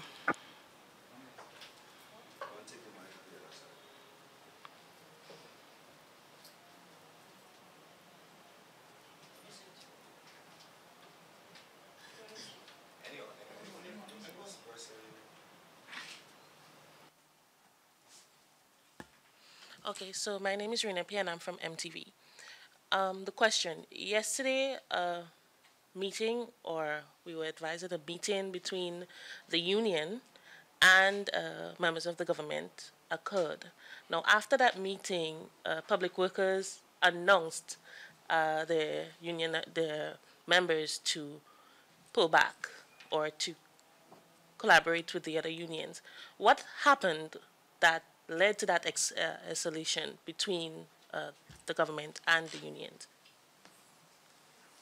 Because the position of the union remained the same, that they are entitled to 25% gratuity. So if you go to the bargaining table and say, well, all we want to hear talk about is the 25% gratuity, then you are not prepared to negotiate. You don't negotiate in that way. So if you're holding on to your demand for 25%, which I mentioned does not exist in any agreement or in any law, because that is what the reform is addressing, you know. So if you want to revert to what happened on the 1958 Act, then you are not going through any reform, because you want the same thing that existed before. But the reform is to address the workers after 22nd of February to December 2018, and the contributory plan from January 19 going forward. So the whole thing is talking about reforming pension. So if you continue to insist that we want what existed before, then what is the room for reform? Remember, the 70% minimum arrived at through negotiations by the both parties, the 70% replacement pension minimum. That is not contained in any law. It is through negotiation. And we see that gratuity as well must be through negotiation for a new formula, because in the current formula it is unsustainable. You can only reach an agreement on something that you can afford. And I said it is committing the state, not the government. That's why it's called a state pension. Any government that comes will have to address it. And so we have to act responsible. Just another question. How soon would you want the negotiation team to meet on table? Yeah, which they could meet today. Okay.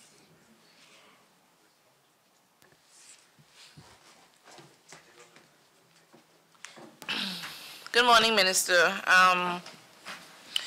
We heard that, I know in a previous statement made by the head of the negotiating team, Beryl Isaac, that proper procedure was not followed in terms of industrial action, and that We even heard from the education minister that teachers who stayed away from the classrooms run a risk of not being paid for the days that they did stay away from the classrooms. Is that a consideration by government? It's a decision of the cabinet. That if Can you give specifics? Well, if you withhold the labor, then we withhold your wages. That's what the law says. So for clarity, the teachers and public servants who are staying away from the jobs, at the moment, they would not be paid for the days that they have stayed away. Yes, if you did not work, then you shouldn't expect to get paid. Okay. Good morning, Minister Leslie Ann Johnson, GIS. Just looking quickly at a statement here from the Public Workers Union where it mentioned members, parliamentarians after only 4 years, one term in office, receive full gratuity and continue to receive gratuity every 4 years that they remain in office. I'm not sure if you saw it. It's a bit lengthy, so I don't want to go through the whole thing in the interest of time. So can you just shed some light on that for us, please? Well, I'm glad you raised that. Now, there's no one pension formula in Grenada. Every sector has different pension rules. If you look at Grenada pension plan, it's different from NAWASA, and it's different from the government one, and it's different from SU one. So parliamentarians have a different one. The parliament, you expect parliamentarians to serve for 26 years and 8 months to get a pension? So I don't understand the comparison. Every 5 years, you must go to the polls to seek a mandate from the people to be re-elected, to get your job. If after one term and you're not re-elected, you don't get a pension because you have to serve 8 years to get a pension. And you have to be age 55. So they're not telling you the full story, you know. If you make 8 years, so Kate Lewis and Kindra who are in the early 30s, if they make 2 terms, right? And say 32 and 8, that is 40. They have to wait until 55 years to get a pension. So it's not like parliamentarians are all just entitled to a pension after 8 years. And it must be different, and it's different all over the world for parliamentarians because of the nature of the job. It's the most temporary job you have, you know. After one term, you're gone. But you have permanent employment in the public service. You're appointed there permanently, and therefore your period of time says 26 years and 8 months. I don't know if you want if you say that for parliamentarian, well, there's only one parliamentarian will qualify, there, Dr. Mitchell, who served 34 years. No one else will qualify. It's a different group of workers. So you cannot look at it and say, well, members of parliament benefiting. In business, they say they higher the risk, the higher the return. Well, as a member of parliament, you take big risk. You give him a job and go to politics, not knowing if you will succeed. And after one term, you go without a pension. So I don't think it's a fair comparison. In addition, let me say finally, that the last time parliamentarians got an increase was 23 years ago. 23 years. The group of workers who was talking, they get increased every 3 years. 1995, they can go and look at it, was the last time parliamentarians got an increase. And since I was elected as a member, I keep speaking out against that. It is time for members of parliament to get increased, because if you're in grade K and above in the public service, you get more money than the minister, you know. Grade K and above, because the minister's salary is 67,000 per annum. And they know it because it's in the estimate of revenue and expenditure. So I don't understand the comparison that they're making at all. That is not a basis for going forward, to taking action. For clarity, Minister, are you saying, based on the fiscal responsibility law, that the 2% proposed is the only offer that government is willing to work with at the moment? What can you give us a ceiling as to how much government may be able to do? No, around the negotiating table, that's why they need to go back and ask that question around the negotiating table.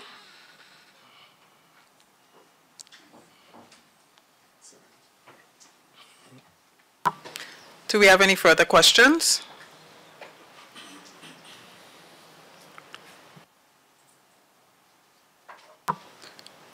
Yes, we have one.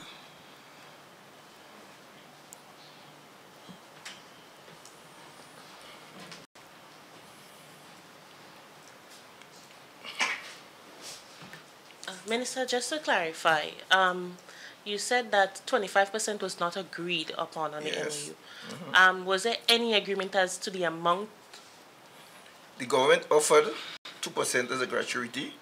The unions said that they were seeking to get 25%, and that is where the unions walked out of the negotiation. Prior to the 2% that was offered before, when the MOU was signed, was there an agreement as to the amount that they would receive? No, there is nothing in the MOU about the amount. That is, it was there for negotiations. Everything was open for negotiation. So let me make it clear that this government is committed to pension restoration and reform. And since 1983, no government ever addressed this issue, because of the cost to the state. And this government has now given a commitment, and this government has honored its commitment to restore pension to all workers who came in before 22nd of February 85. Do not lose that point. $7 million restored pension. And now we are reforming pension going forward. And we are at 70% minimum guaranteed on your last salary. That is what is being offered by the government, and 2% as a gratuity. That is what is on the table. Government is waiting on the union to see when they can return. The union is waiting on government to see when they can be called back to the table. Who decides on when? The government team, the negotiating team, will send a letter to the union indicating that they are willing to entertain negotiations.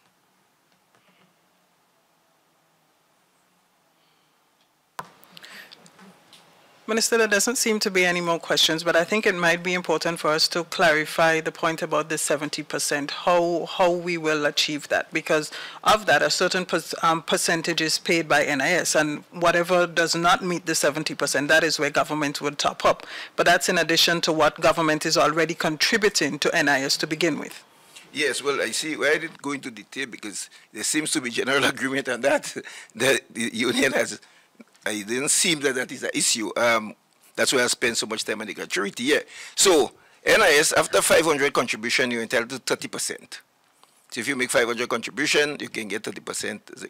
And you get 1 additional % for every 50 contribution thereafter, up to a maximum of 60%. So what the government is saying, that if you get 30% from NIS, the government will contribute 40 to make it a minimum of 70. If you got 50% from NIS, if that's what you're entitled to, then the government will top it up. And that is the going forward. That's how, but the minimum that any worker will receive as a pension with NIS and government combined will not be less than 70%. The workers guarantee that, a guarantee minimum of 70% as the pension with NIS and government doing it up. Remember, the government pays half of the NIS and the worker pay half in a contributory plan towards the worker pension at age 60. And there are other issues that that need to be clarified as well, in terms of after 26 and 2/3 years, regardless of your age, whether you qualify. And the leader of the government team already explained that it is at the age of 60 that you will qualify to get a pension from government. Because it cannot be the same thing as pre-85. It must be reform to what is in existence now. And that is why we are addressing this question of pension reform, in order to take on board all the other workers that was not entitled to pension. And just to repeat again, there is no legal obligation on the part of government to provide pension and gratuity to workers who came after the 22nd of February, 1985. It is this government that has given a commitment to address reform and ask the union to come to the table to discuss the matter of pension reform. Can you please use the microphone?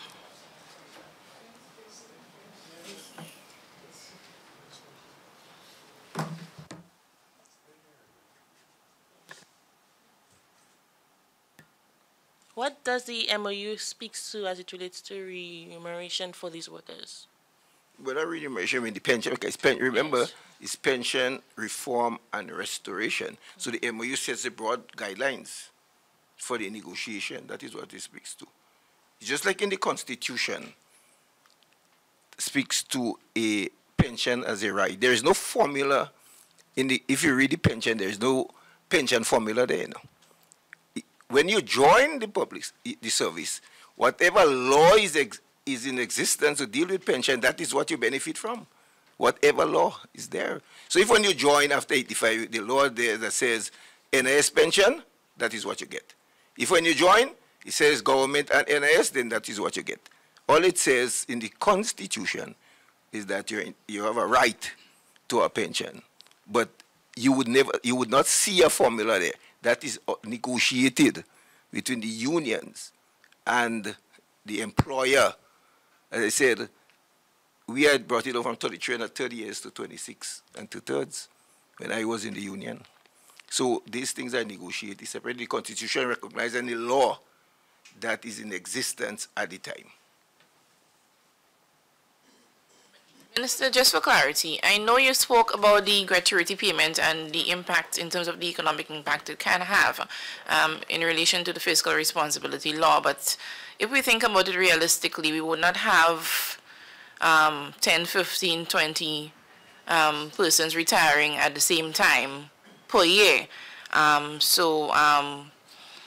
In terms of working out the payment, will it still be that significant? It will be significant. You have to think about all the workers who started from 22nd February 85, you know, come right up to now, you know. So there will be people who 85 would have reached 60, didn't get anything. You have to go retroactive. It's just like the 7 million that we paid. That was only for 56 workers, you know. But because they retired before and they did not get anything, you have to go and pay them retroactively, you know. So they did. That's why for 56 people, you say $7 million. Well, it has to be paid retroactively. Okay, you qualify.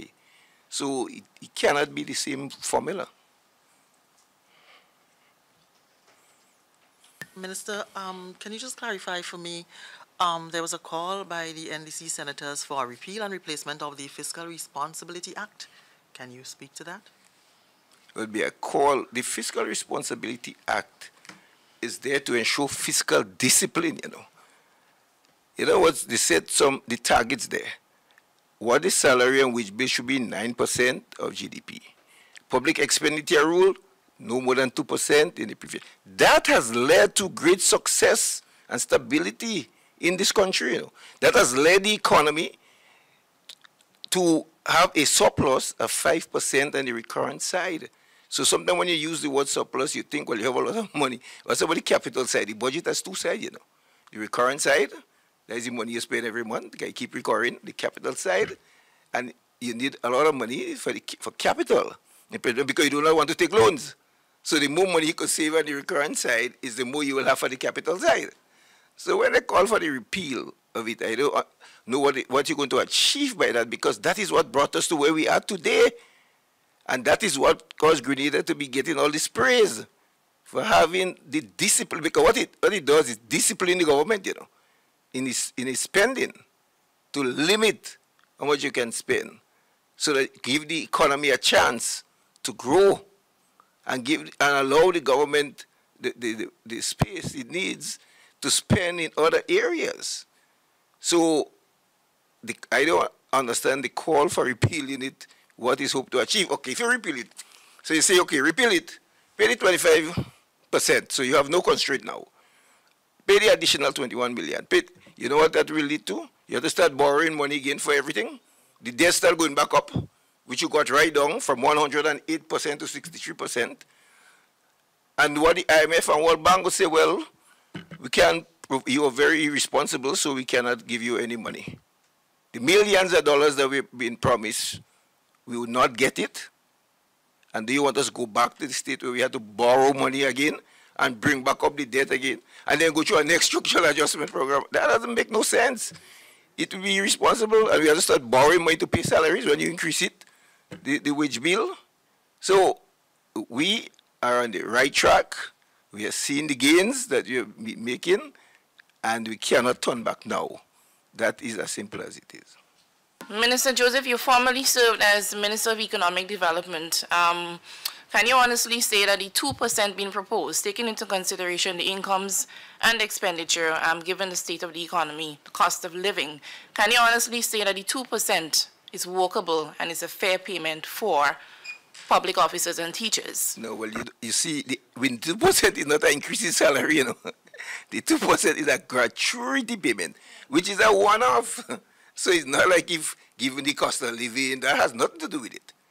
Because we're saying you get 2% and you will receive 98% as a pension. So you're getting more money to deal with the same cost of living that you are talking about. And you will get increase on top the pension every year that public sector workers get increase. You too will get increase on your pension to deal with the issues that you are talking about. But our concern is increasing the wage bill and increasing the pension payment and the gratuity by $21 million and growing every year. I said, if you look at the budget and how it is allocated, you will have to take from other areas to get that $21 million. So it is not something that is sustainable, and therefore we'll have to see what is the optimal solution. And just finally from me, if the protest action escalates and we possibly see a shutdown, is the government prepared to deal with that type of situation? What is the plan? The government will deal with any situation that come up, because that is what we're in government for. We'll deal with it as the situation arises.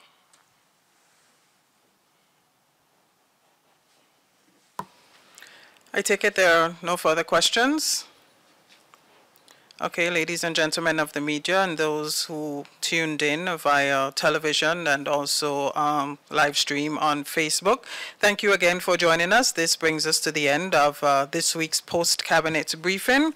Our guest, Minister Oliver Joseph, and the subject, the current industrial impasse between the government of Grenada and the public sector trade unions, which surrounds the issue of pension restoration and reform.